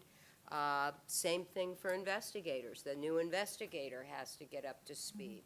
And I do think there's obviously a need in case preparation or whatever to work together, but given the slowness that has come with vertical enforcement, I'm not sure, I know it's the law, but I'm not sure it's a law that shouldn't be changed. And I think some of, for example, your pilot project on the subpoena process, I got to be honest with you. We did a case yesterday that ended up being dismissed, in which the DAG had filed a discovery motion for necessary evidence 4 months before the hearing date and never obtained the evidence, didn't have the evidence to move forward, and took no action to enforce the discovery order in a 4-month period. And that's no enforcement. That's not a matter of vertical or non-vertical. And legally, there's nothing else there was no evidence. I mean, it was just, it wasn't even debatable that it was a case that could proceed. And, although these things all sound good, vertical enforcement has been the buzzword in the justice community for 15 or 20 years, I have yet to see it work, and I'm yet to be convinced that it's working here. And it may well be hindering us, and it may be that we need to start looking at other ways to deal with these cases in a more efficient way, because it seems to be slowing us down. And I'll have to get that case name from you, Kim, the one that Ms. Feinstein or Judge Feinstein just mentioned. I don't know if that's a vertical enforcement case, first of all. If we're having difficulty with evidence at trial. No, please, let me make it clear. I understand what difficulty with evidence at trial is. I don't understand what the point is of filing a motion and then letting it sit for 4 months and not taking any steps to seek enforcement, so you don't have any evidence. So I'll look into that. Let me just make that clear. I mean, I'm not overly impressed with, I'm not overly impressed yet, okay? Hopefully that'll come. One thing that I do need to point out is that this is not vertical enforcement as envisioned by the legislature to begin with. The enforcement monitor recommended the same model that is already in my office and the Bureau of Medi-Cal Fraud and Elder Abuse, and the process that is at the California State Bar, which is vertical enforcement where both investigators and attorneys work for the same captain. And we're on the same ship. We may be on different floors, different satellite office, but there's no question that you have the same boss. We were not given that option more than 10 years ago when we requested that the investigators come to the Department of Justice, and it had great support by this board. And that did not occur for reasons that I am not privy to. There was another suggestion made, which I personally did not agree with, and that was to remove the investigators from Ms. Kirchmeyer and Renee Threadgill and send them over to the Department of, the DOI, the Department of Investigations at the Department of Consumer Affairs, injecting now a third party into an already tenuous process. So not only did we not start with VE, we got farther away from it. And that is what we are seeing in the last 4 years. When I was asked by a consultant at the Senate BNP what my opinion was, I said, leave them at the medical board if you're not going to send them to the California Department of Justice, because I think things are working very well. I think we have implemented many improvements in this relationship, and it's working the best that I've ever seen it work. That didn't occur, and I've been, for the past almost 4 years, and even prior to that when I was a supervisor, trying to address any efficiencies that we could come into this already imperfect process. So it's a hybrid vertical enforcement program. I would not crucify an entire system based on this experience here, because I just don't think it would be fair to what was envisioned by the enforcement monitor, who is here and can certainly comment on that. I don't need to put words in her mouth, but I do know what I've read, and I know what was supported by Attorney General Bill Lockyer, and I believe it was Liz Figueroa, if I'm not mistaken. And as your lawyer, I can only do what I can with the system that we are given. I think that the vertical enforcement statute, as written, has been interpreted by both David Chris and Awit Kadani at the Department of Consumer Affairs, and AG Kamala Harris and myself. And the vertical enforcement manual speaks to all the different efficiencies. And I'm excited to say that Ms. Nichols and I have meet quite frequently and have already even made an already efficient program as best as we could, even more efficient. The issue obviously is the vacancies. When the investigators were sent to the Department of Consumer Affairs, Department of Investigations, they encountered another half of an investigative unit that don't deal with these high complexity matters, do not have to deal with attorneys and very sophisticated doctors and very, very talented opposing counsel. They are getting paid exactly the same. I know that. And they're looking over this wall to the other side of the unit, which does excellent work. My office works with them too. We don't vertically enforce those cases. We just don't see the value of vertically enforcing a smog repair shop or a pesticide control. Very important, you know, the cars and roaches, very important, but hopefully neither one will kill you. But the patient safety concerns here are such that the legislature recognized the importance of it. I don't want to speak out of turn, but I have to say that I agree with Kathleen Nichols and David Chris that if you are to retain folks, if they cannot be special agents, they need either a retention issue so that it makes it worth to stay. Because right now, they are getting punished with more work. I don't want to say less pay, but Less pay. less pay. Yeah, this is what the discussion needs to be, yeah. And the bottom line is, they've reached the bottom of their passion bucket, and passion is just not going to get you where you need to go. And with that, I think I've said enough, unless I missed. any- No. Okay. Thank you, Ms. Castro. Actually, it's Dr. Lewis. I'll come back to you. Thank you for actually being straightforward and letting us know. And you basically said what we feel. So we have, unfortunately, it's our people we got mad at because they got transferred somewhere else. But we still look at these people as our people. So, but anyway, Dr. Lewis. And there are partners, too. We consider them teammates. Yeah, Dr. Lewis. Ms. Castro, this is the first time, and I congratulate you on your passion in your presentation just now.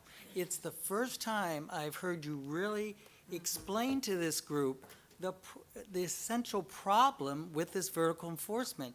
I don't know about the others. I have never heard this before. I'm thinking, God, we hear the same thing every board meeting and from all of you, and this is the first time you've really gotten down into the root of the problem. I mean, these investigators are not making any more money. They're doing a hell of a good job and a lot of work. And CalHR is not, changing anybody's job classification. And when they moved to Department of Investigation, I don't know if they were promised more money, but obviously they didn't get any more money. Who is going to stay in a job? I mean, the morale must be awful.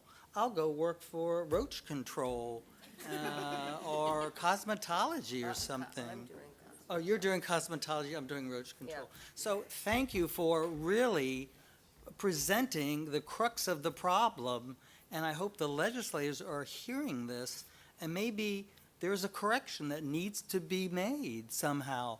Yes, we're all partners, and, you don't really, we all want to work together, and hopefully we're kind of stuck with this, and we try to make it work the best we can.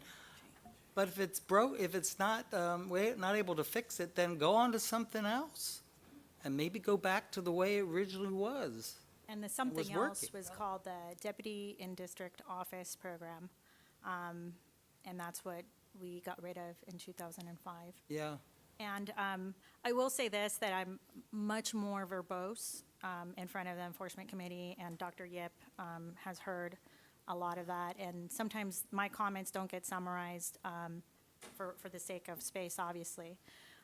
So I apologize if I haven't not been very vocal before the full committee, but Ms. Kirchmeier can tell you, I've been very vocal in front of the Enforcement Committee. And Dr. Kraus, looking at you as well. But thank you for that. Any other comments? Any public comment? Comments on the phone? Yes, we have a comment from the line of Ludmila Barada. Go ahead, please. Good morning. I would like to comment about the issue of vertical enforcement. We filed a complaint against Dr. Elizabeth Anna Caldetti after a series of misdiagnoses for my husband, Mario Excuse me, is Guzman, this a current complaint? a healthy, Excuse me. well, was by saying a We can't talk about a complaint that may come before the board. You can speak in generalities, but not about a specific complaint. Okay, I will make it general then. We submitted a complaint, and this complaint was examined by the California Medical Board, and they did find that this doctor acted below the standard of care. And then the matter was sent to the Attorney General's office for disciplinary action, and then a few months later, we were told that it was closed due to insufficient evidence. We submitted multiple requests to Mr. Refuge, which was our investigator, Mr. David Mercer at the Office of the Attorney General, and Mrs. Kamala Harris. And to this date, we have not received a formal explanation as to why a case that had been reviewed by a prosecutor from the Attorney General's office was ultimately shelved, especially considering the severity of this case.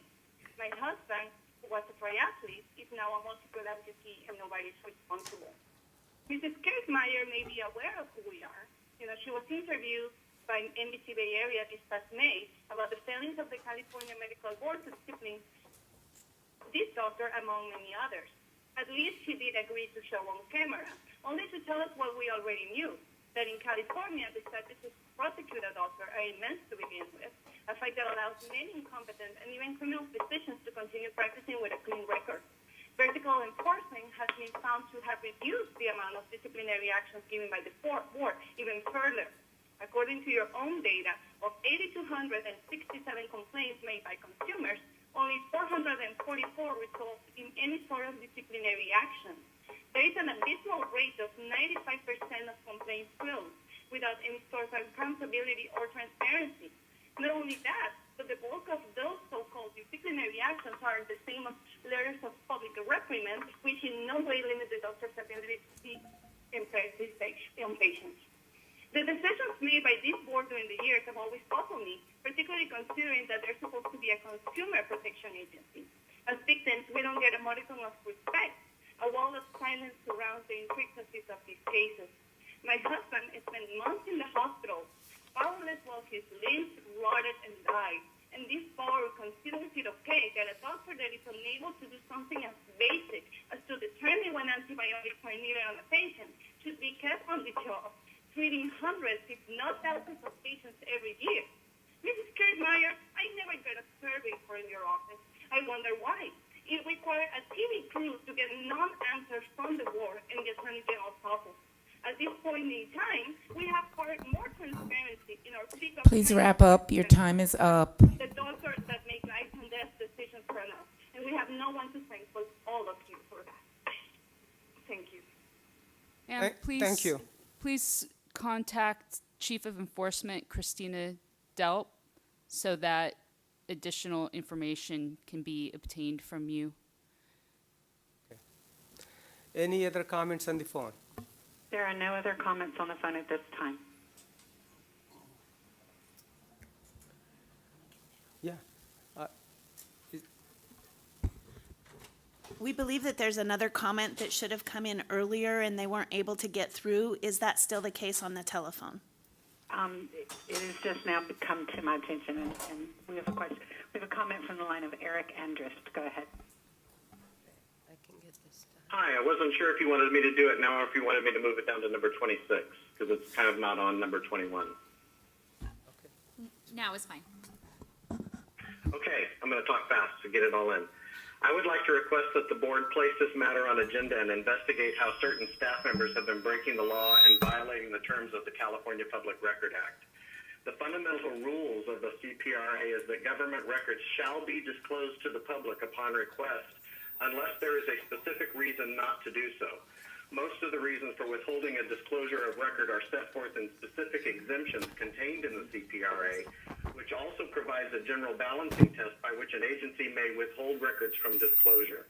If it can establish that the public interest in non-disclosure clearly outweighs the public interest in disclosure. In the manual titled Summary of the CPRA from the Attorney General's Office, it clearly states two important things.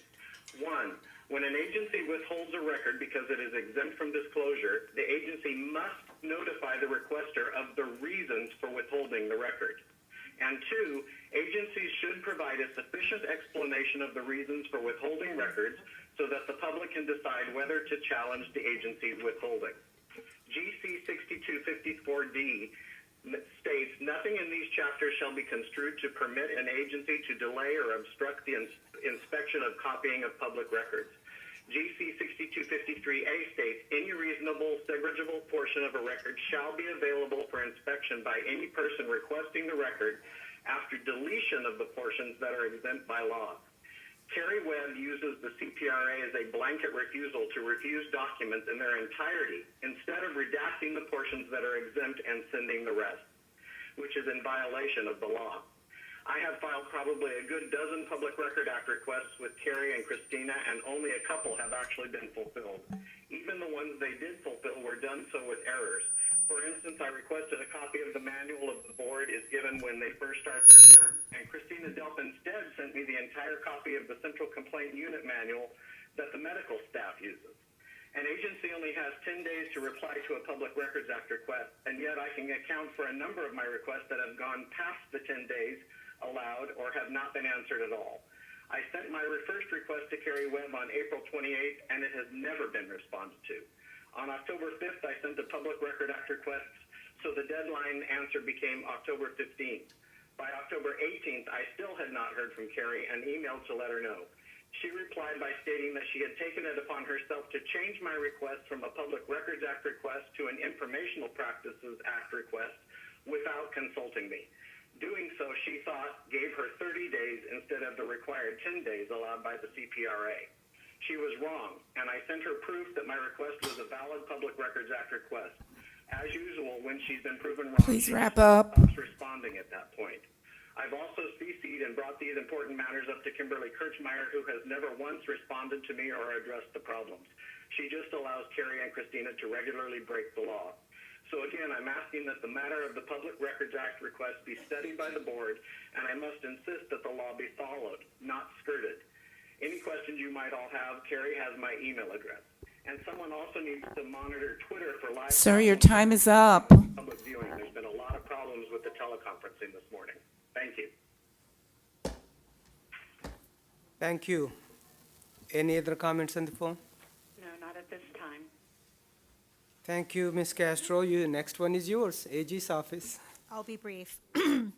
My Attorney General's report is pleased to let you know that we have 2 new Deputy Attorney Generals in San Diego.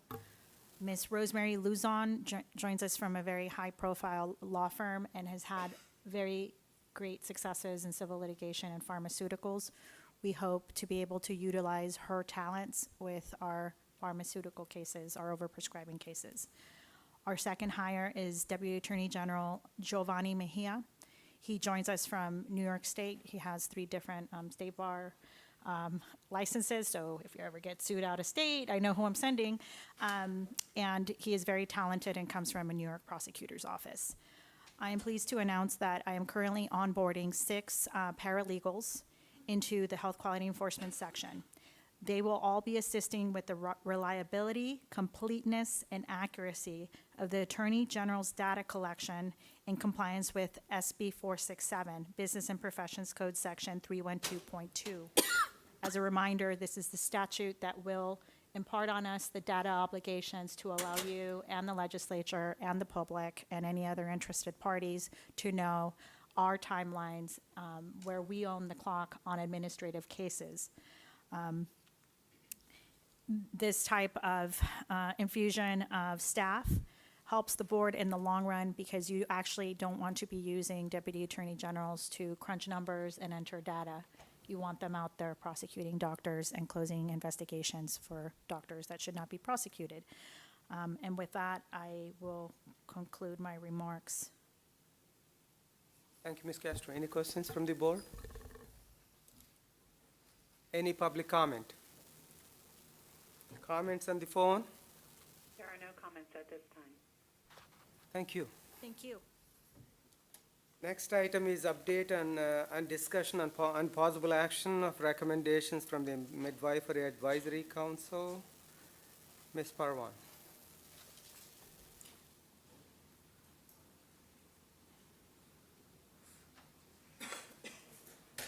Good morning. Thank you. I'm going to be really brief because you've all read my report already, right? All right. So some of the highlights from the last Midwifery Advisory Council meeting, which was held on August 18th, 2016, included the selection of a new licensed midwife, Diane Holzer, to fill the seat on the MAC that was vacated by Karen Ehrlich. We're delighted to have Ms. Holzer. Her expertise will be quite valuable, and I highly recommend her for your confirmation in the next agenda item.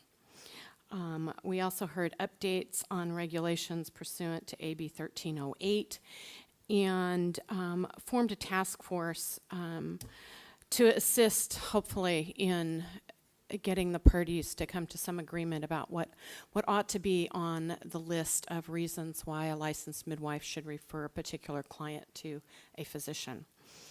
I need your approval on the following agenda items for the next MAC meeting in December. Task force update on the licensed midwife annual report and changes to that.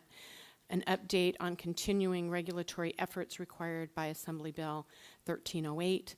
An update on the hospital transfer form. Update on the midwifery task force that I just spoke about. Update on midwifery-related legislation expected to be introduced or followed during the next year. the update on the midwifery program, and the progress of the midwifery assistant regulations, which I guess we're going to hear from Jennifer Simoes later today on what that might look like here. A report from the California Association of Licensed Midwives on a quality care program that they are developing, and they're hoping to have a slide presentation for us. And a discussion and decision on the 2017 Midwifery Advisory Council meeting dates. So I just need a motion to approve those. Thank you. So move. Questions? Yeah. First, Oh. got a motion there, okay. Do we have a second? Okay, Mr. Warmoth. So, discussion. Any public comment? Any comments on the phone? There are no comments at this time. Thank you. Roll call, please. Dr. Bolat? Aye. Dr. Bishop? Aye. Judge Feinstein? Dr. Hawkins? Yes. Dr. Kraus? Yes. Ms. Lawson? Aye. Dr. Levine? Aye. Dr. Lewis? Ms. Pines? Aye. Ms. Sutton Wills? Yes. Mr. Warmoth? Aye. Ms. Wright? Yes. Dr. Gonadev? Aye. Motion passes. Thank you. Thank you. Item number 24, update discussion and possible action on midwifery advisory council appointments. Mr. Warden.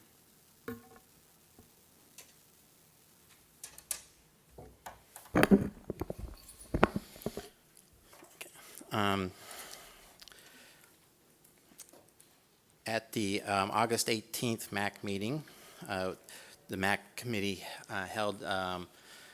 was held, and at that meeting were 4 of the applicants who applied for the MAC vacant position.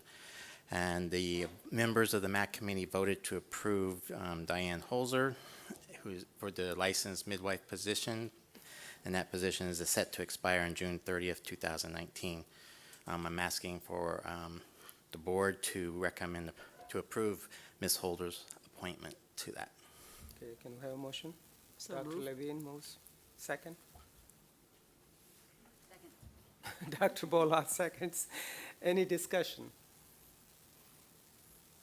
Okay, any public comment? Comments on the phone? There are no comments at this time.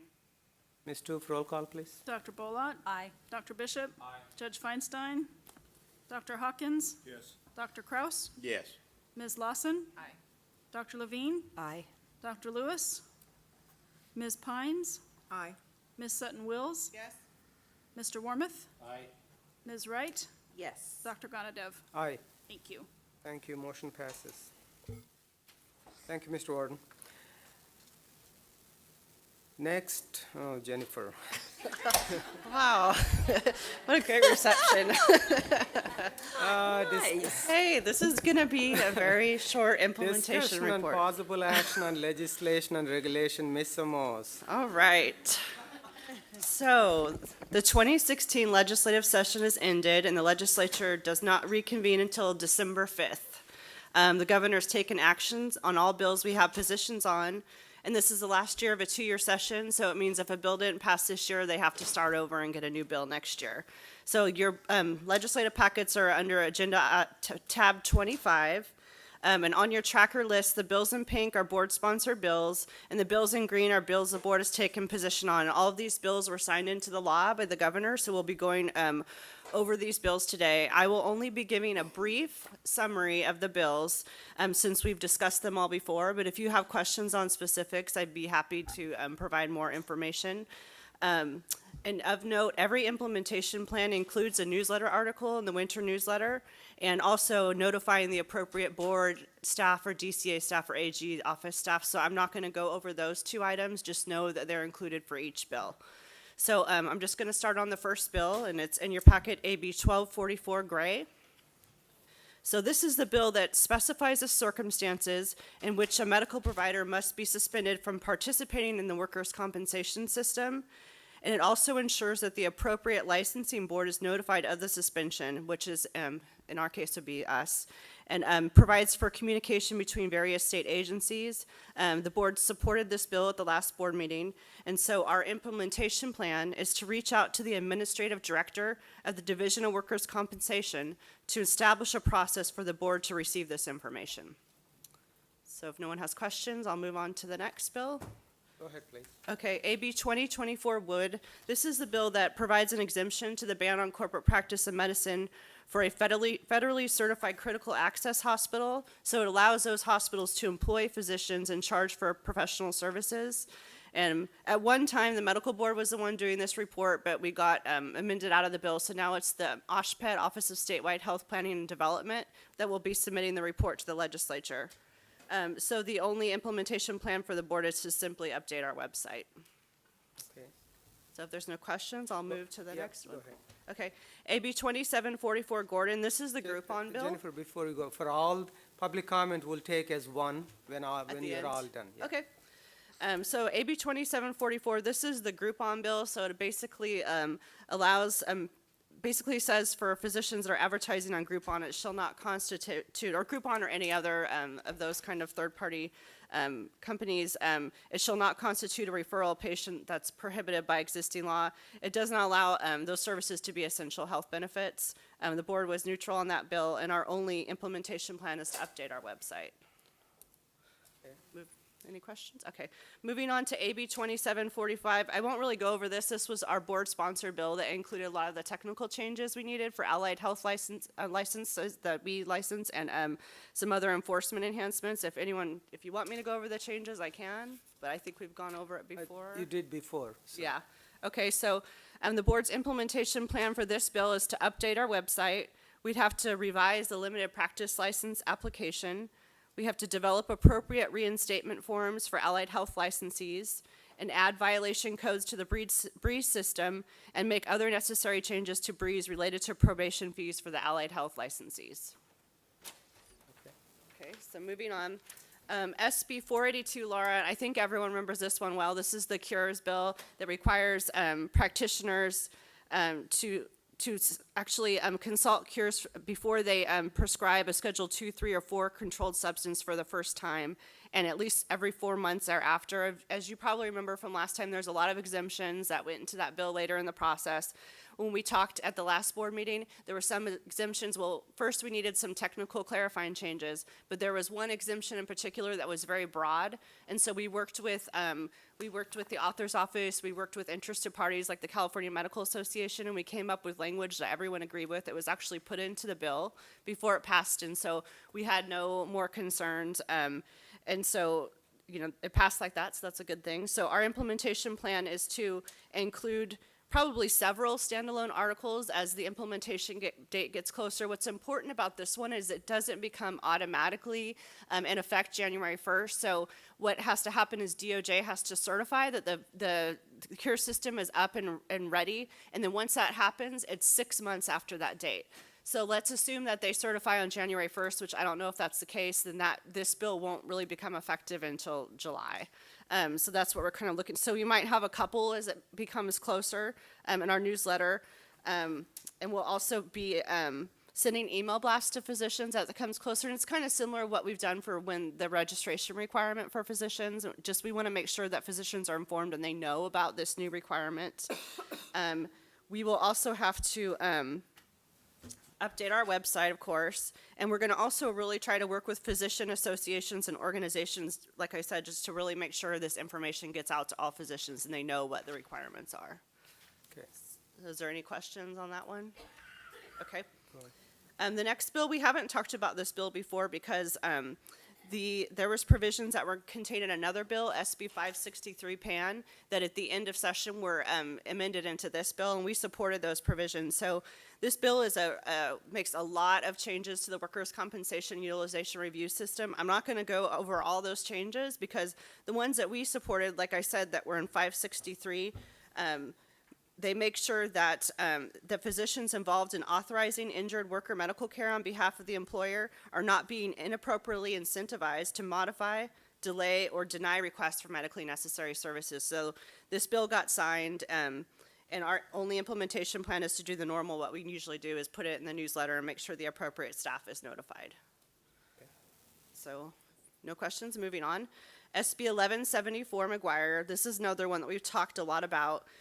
This is the bill that basically takes the existing DUA that we have with DHCS and DSS and makes it ongoing.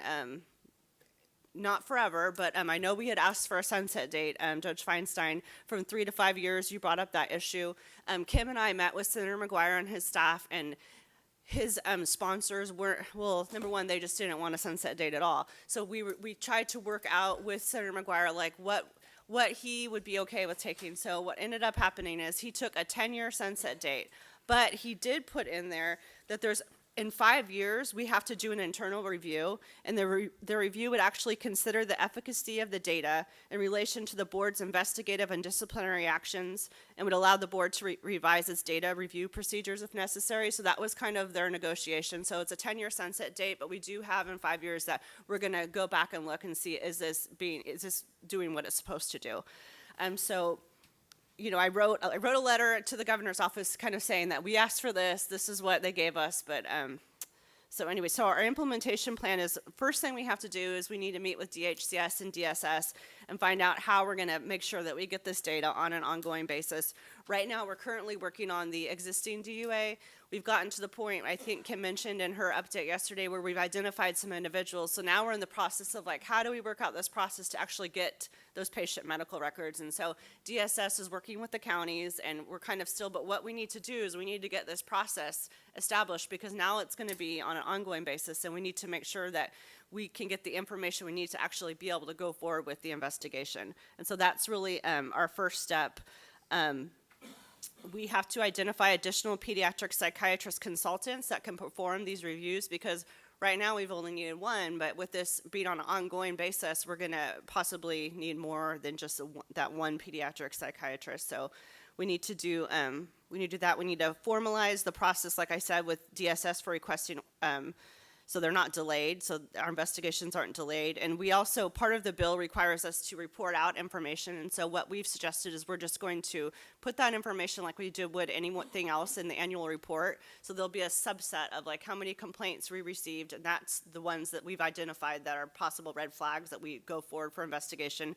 And out of those, how many disciplinary actions were taken, and that will really show in that 10 years when the sunset date comes up, is this something that we should continue or not? So the data will show, yes, we've actually taken disciplinary actions, and this data has led to more investigations and disciplinary actions, or no. So that's kind of our implementation plan for that one. Jennifer, is anyone, either McGuire's office or someone, working on the root cause of this problem, which is the meager resources at the county level and the state level in the State Department of Social Services? I mean, I heard from a couple child psychiatrists, there are very few in San Bernardino County. Yeah. If they walk away, we are in deep trouble. These kids are in deep trouble. So I'm just wondering, it's what we are supposed to do. I understand that's okay, but my concern is that we might go from bad to worse if there are not enough psychiatrists to really want to see these people, because there are so few, and these are medical patients. So you got to remember all those things. So we need to continuously push these people to really work on the underlying problem. So, and if in the presentation yesterday, we talked about the BSA audit, and the BSA audit, we were a very small portion, like out of that whole hundreds of pages audit, we were like a couple pages. So they really did task DSS with being, this is a primary agency that is really, should be overseeing this issue. And so they did have, if you look at the audit recommendations, we just include, I think, the ones for us in the report, but DSS and DHCS really have a lot of audit recommendations to look at the whole system, like you're saying, and to look at ways to revamp that system and make sure that they're getting the foster children are getting the appropriate, treatment that they need. And so it's going to be ongoing. So they had a hearing that I went to that was like in the interim, and it was last month, I believe, and they've kind of brought both DSS and DHCS to the table and said, okay, what are you going to do to address the problem? And they're going to continue to bring them back as the legislature goes through this process. And so they're going to be looking for us in our data, but they're really holding DSS as the primary agency accountable for, I don't know if you have anything to add, Kim? I was just going to say that counties have a big role in this too, and they're really listed in the BSA audit as well. Yeah, that's true. Okay. So we're a small part of it, but the No, bigger picture I is. understand that. My concern is, again, the same, that is, we might take from bad to worse. I was told that there are, other than a state institution like Patton, there are only fingers of both hands combined in the entire San Bernardino County who are child psychiatrists. So they are in such a demand. If they walk away from these kids, we got a bigger problem. So I just want everybody to understand that. So let's work with them, work with the services, make sure that these kids are not the ones who suffer in the end, with or without medication. That's not the issue. I think they need other support more than anything else, social services, psychologists, so many things. Well, the good thing about that audit is it went through, through each, the counties, DSS, DHCS, and really tasked them with working together to solve this problem as the bigger picture issue, like you're mentioning, Dr. Gonadev. So the audit's actually a good thing. Okay, so there's no other questions. I'll move to SB 1177, and I think everyone remembers this bill. This is the bill that authorizes the establishment of a physician and surgeon health and wellness program within the medical board. And so if anyone has questions, but I know we've gone over it extensively. It was a very long analysis, and at the end, we didn't have any issues. They took, the author's office and the sponsors worked with us and took all of our technical amendments. At the very end, there were some that we believed were needed to ensure that this bill really complied with the uniform standards. Those technical amendments were taken, so we shouldn't have any issues with this bill. So the implementation, this is probably the biggest implementation because it's basically a new program within the board. And so of course, we're going to do a lot of standalone articles in our newsletter. But our first step number one is we have to hire a position to basically be the liaison for this program. So we are going to be hiring an associate governmental program analyst. And we really hope that we can hire this soon because their first task is going to be to develop regulations, which need to be done before we can even start this program. So we are hoping to hire this position. We are estimating in January 2017. And the estimates I give you are like the best scenario estimates. They're not set in stone. So this is what we're aiming for. There could be roadblocks along the way, but we're hoping not. So the first thing is to hire that position. We have to make some breeze changes that we have to be submitted now in order for them to be done in time. We have to develop regulations. So before that even happens, we need to have interested parties meetings to get input from all sides and then take that input and actually develop regulations. And the regulations has to specify the requirements for the administering entity, which is that third party that's going to actually be administering the program. And a big part of that is updating our uniform standards to make sure that they include the standards for these kind of programs and also to include the communication from that administering entity to the board. And we also need to find, so once we do that, we will update those regulations. And so included in that regulatory package will be doing those new regulations, but also updating the board's disciplinary guidelines and uniform standards. It will be one regulatory package, and we're hoping that by the October 2017 meeting that we'll have these regulations ready to come to the board. And really all the other deadlines will depend on when that happens because that's the first step. We can't even pick who the administering entity is until we have those regulations adopted. So once those regulations are adopted, we have to issue a request for proposals to select an administering entity, which is basically how the state does the contracting process. And so any administrative entity will have to meet all those requirements that we set in the request for proposals. And so once we actually select the administering entity, then we'll have to do a new set of regulations to set the fee. So the bill is really clear that the participant has to bear the cost of the administering costs, the costs of the program, but we don't know until we select the administering entity how much they're going to charge, and so there's no way for us to set a fee. So it's really, each step is kind of contingent on the step before. So once we set that fee, then we have to work with the administering entity to also establish a process for filing complaints. So when the program notifies the board of those participants that aren't following what they should be doing, that terminate from the program, that withdraw from the program, we need to work on that process and obviously update our website once we do. So with all of those things that we have to do, and each step is dependent on the step before, we think that the earliest estimated date for this program to be operational is mid-2018. And that's if everything goes like we hope that it will go. And I know that, we've talked to California Medical Association, and they're kind of getting a lot of questions, like, when is this, we want to enter this program right now. But it's just, there's a lot of things that have to be done. And fortunately, there's no timelines in the bill because the bill doesn't even require us to do this program. It just authorizes us. But obviously, we want to get it done as soon as we can. But there's just a lot of things that need to happen before it actually becomes operational. Thank you. I think you put it so fast, but we all know what you're saying. There's a lot of work to be done. Let's sum it up. Yes, we do. And hopefully, like I said, the first step is that position. So we just hope that we can hire for that position and get things rolling. Okay, so the next bill is SB 1189. And I'm sure that you remember this. This is related to the forensic autopsy. And this is the one that says a forensic autopsy has to be conducted by a licensed physician and surgeon and requires that the results of that autopsy can only be determined by a licensed physician and surgeon. And this was an important one because looking at the law, we did believe that there were some gray areas. And so our only implementation plan is really to update the board's website to include information about this bill. Okay.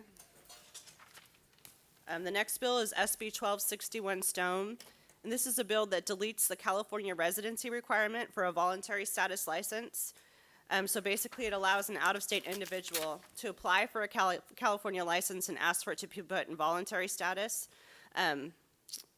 So there was, just so you know, that there were some news articles after this bill passed that were really confusing and made it sound like previously the bill would have allowed for like a temporary 2-year license for people to come out of state, and it was kind of similar to the sponsoring entity bill that allows for people to come and register for a health fair type thing.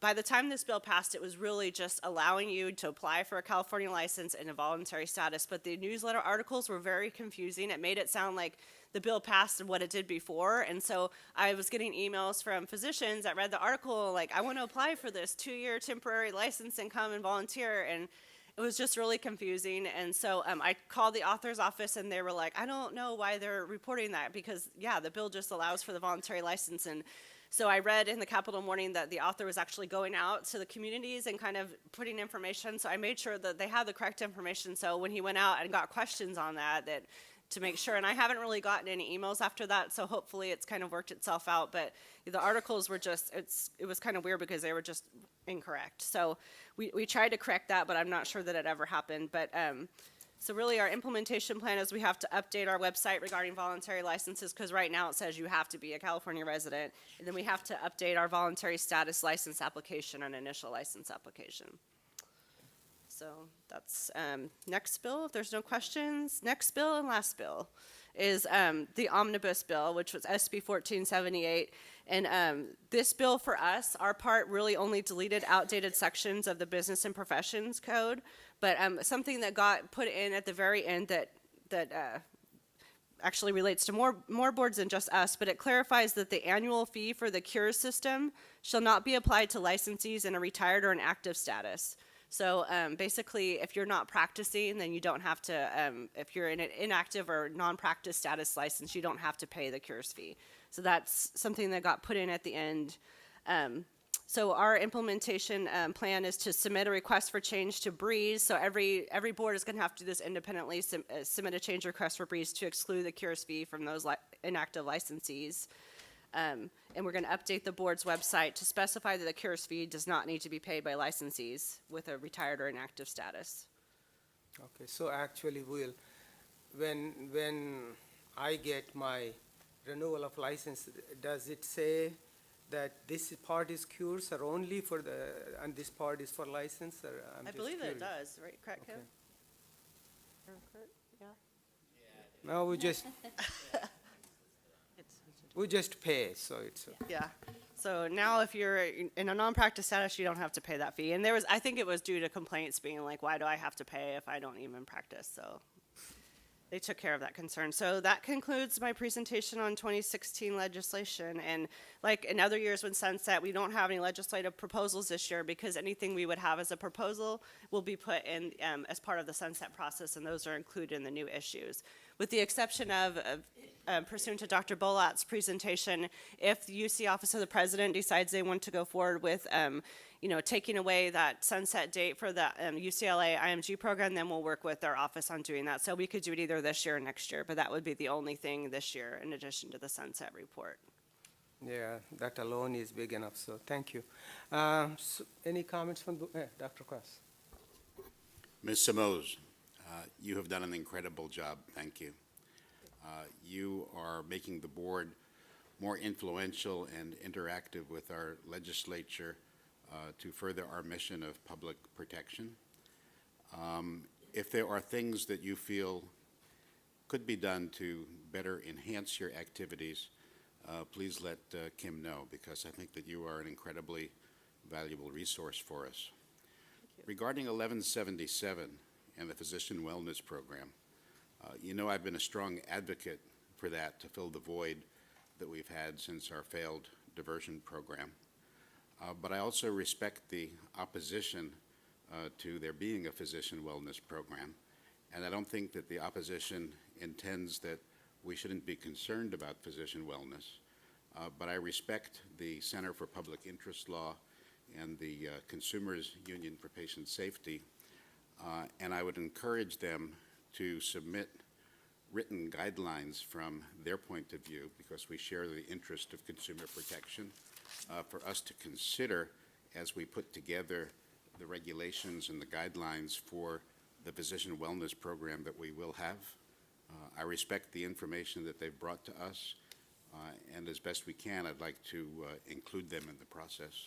Yeah, and I think that's why it's so important to have an interested parties meeting, because there's a lot of, from everyone, from both sides, stakeholders that are interested in this and how we're going to actually implement it. And so it's a perfect time to have an interested parties meeting and make sure everyone's invited and that everyone can kind of present their thoughts, to the board before we go through the process of developing regulations. So we'll make sure that both those groups and others are invited. Thank you. Mr. Moore, so do you need a board motion to have an interested party meeting? Okay, that's good. No, absolutely, I totally agree. I think it is an important legislation, and we need to put it right. Like I'm sure Julie will say, she doesn't want another diversion program, and neither do I. So with that, I'll go to public comment. Julie D'Angelo Felmeth. Julie, how did I know that you would be definitely on this one?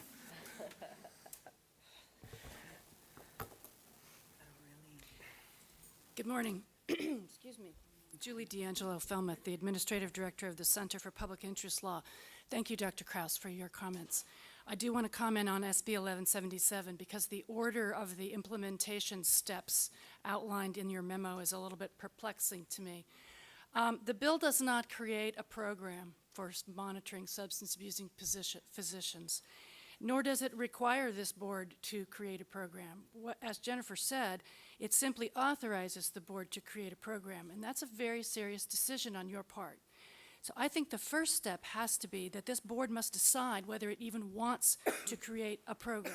And that decision needs to be fully informed by the problems of the prior program, which, as you know, failed 5 performance audits in the 27 years that it existed. You need to know of those problems, and you need to clarify your intent to avoid those problems. The second step, I believe, has to be how you as the board will oversee this program to make sure it complies with the law, that it complies with the uniform standards, and that it actually protects consumers from substance abusing physicians. The old program was not overseen by this board. It was overseen by an outside committee controlled by the California Medical Association and the California Society of Addiction Medicine for the vast majority of the existence of the program. Toward the end, the medical board abolished that external committee and set up its own internal standing committee on the diversion program, which fairly aggressively sought and got information on the operations of the diversion program. But by that time, it was too late. But I firmly believe that this board needs to think ahead and think how it will oversee, how you will oversee this program. Then you adopt the regulations and hire the person to run the program and hire do the contracting process for the outside vendor. The bill is not a fait accompli, and you have some serious decisions to make. We are well aware of the problems with the old program, as is the legislature, and you need to operate with transparency and deliberation and determination to avoid the problems that were created by the old program. And we're here to help you do that. Thank you. Thank you, Ms. Feldman. Next one is Lisa McGiffer.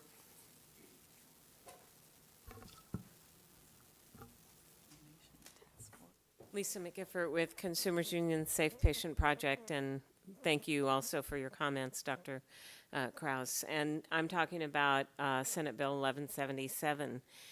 And I just want to say, throughout the process of this legislation, our concern and the people we work with, their concern has been that we are creating another diversion program. And I would say to you today, it is up to you to make sure that this doesn't become a diversion program. And what does that mean to me as a consumer advocate and to people who are depending on you to responsibly exercise your duties to discipline doctors who may be a danger to patients? That means if you are reviewing a complaint that includes a problem with a standard of care, perhaps harm to a patient, and includes substance abuse, if you send that person, that doctor, to the diversion program as your decision, that is a diversion. If you take action, official action, that is public information for people to look up and see that it happened, and in that action you refer that doctor to the program, that would not be diversion. And to me it's very distinctive, because the second example means that the public will have the information that they should have about this case. The program very clearly states that it is an early intervention program, and I urge you to treat it as such and not to use it for repeated problems. We, of course, are very concerned about maintaining the uniform standards because a lot of us worked on those and feel that they're very important. And so we look forward to working with you as this moves forward. We will be monitoring the program, and we'll raise concerns when we have them. Thank you. Thank you. Any other public comment? Any comments on the phone? There are no comments on the phone at this time. Thank you. Thank you, Mr. Moss, and I want to assure you that this is a board-supported program, and everyone will be involved. There will be interested parties meeting, includes the medical associations, addiction medicine, CMA, Ms. Falmouth, and the Consumer Union. So we will do our best. That's all I can tell you. But as I mentioned, this is a board-supported program. Dr. Cross. I appreciate the advice that SB 1177 as law authorizes the board to create this program, but that we may need an action of the board to do so. So if it is in order, I would move that the board go forward in the spirit of SB 1177 with the creation of a physician and surgeon health and wellness program. Okay. Do we have a second? Second, Dr. Lewis. Any comments from the board? Okay. Any public comment? Any comments on, yes? I just have a quick question, and this is for Kim or Jennifer. So, in light of the comments we heard from the public, in light of the comments that we heard from the public, does a task force have to outline how the physician wellness program will proceed, or do we collectively do that as a board? How does that happen? So what our plans are is that we'll hold interested parties meetings. Really, Ms. Webb and Ms. Dobbs are really going to be the ones that lead this, because really, this has to comply with the uniform standard. So we're going to have to go literally through every uniform standard and write out how this entity is going to have to comply with each one of those, and how they're going to have to report to the board on each one of those. And then we'll put that kind of language together, have an interested parties meeting, get input from the interested parties, and then that's the language that we'll be planning to bring back to the board. Now that the regulatory process has changed, as you heard from Ms. Lawley, this will be something that we'll have to work with the Department of Consumer Affairs and agency with as well, because before language can even be brought into a regulatory process, it has to go through them first now. So that's going to lengthen our upfront time for it. So I don't think that we need to have a task force. I just think it's going to be a lot of staff work to sit down and literally go through the bill, go through the uniform standards, and make sure that we have everything outlined there, and then bring it to the board. And then we'll be going through the regulatory process as well, which allows for public comment then. But we definitely want to have the interested parties meeting, because we want everybody, we never like to bring regulations in here until we've heard from both sides, so we can make the changes before it comes before the board. All right, thank you. Okay?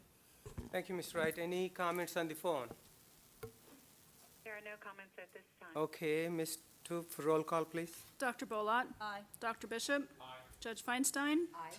Dr. Hawkins? Yes. Dr. Kraus? Yes. Ms. Lawson? Aye. Dr. Levine? Aye. Dr. Lewis? Aye. Ms. Pines? Aye. Ms. Sutton Wills? Yes. Mr. Warmoth? Aye. Ms. Wright? Yes. Dr. Gonadev? Aye. Thank you. Passes. Mr. Morse, 25B, status of regulatory actions. So 25B is actually the last page of your packets, and this is the chart that shows the status of all pending regulations. And so I can answer any questions if members have questions on that chart. Oh, my goodness, you're not going to go at turbo speed and say something? Jennifer, I'll leave it to you guys if you have questions. I never thought you could get tired of talking, so keep going. Any questions from the board? Thank you. We always appreciate Jennifer anyway, so. We have one public comment, Carrie.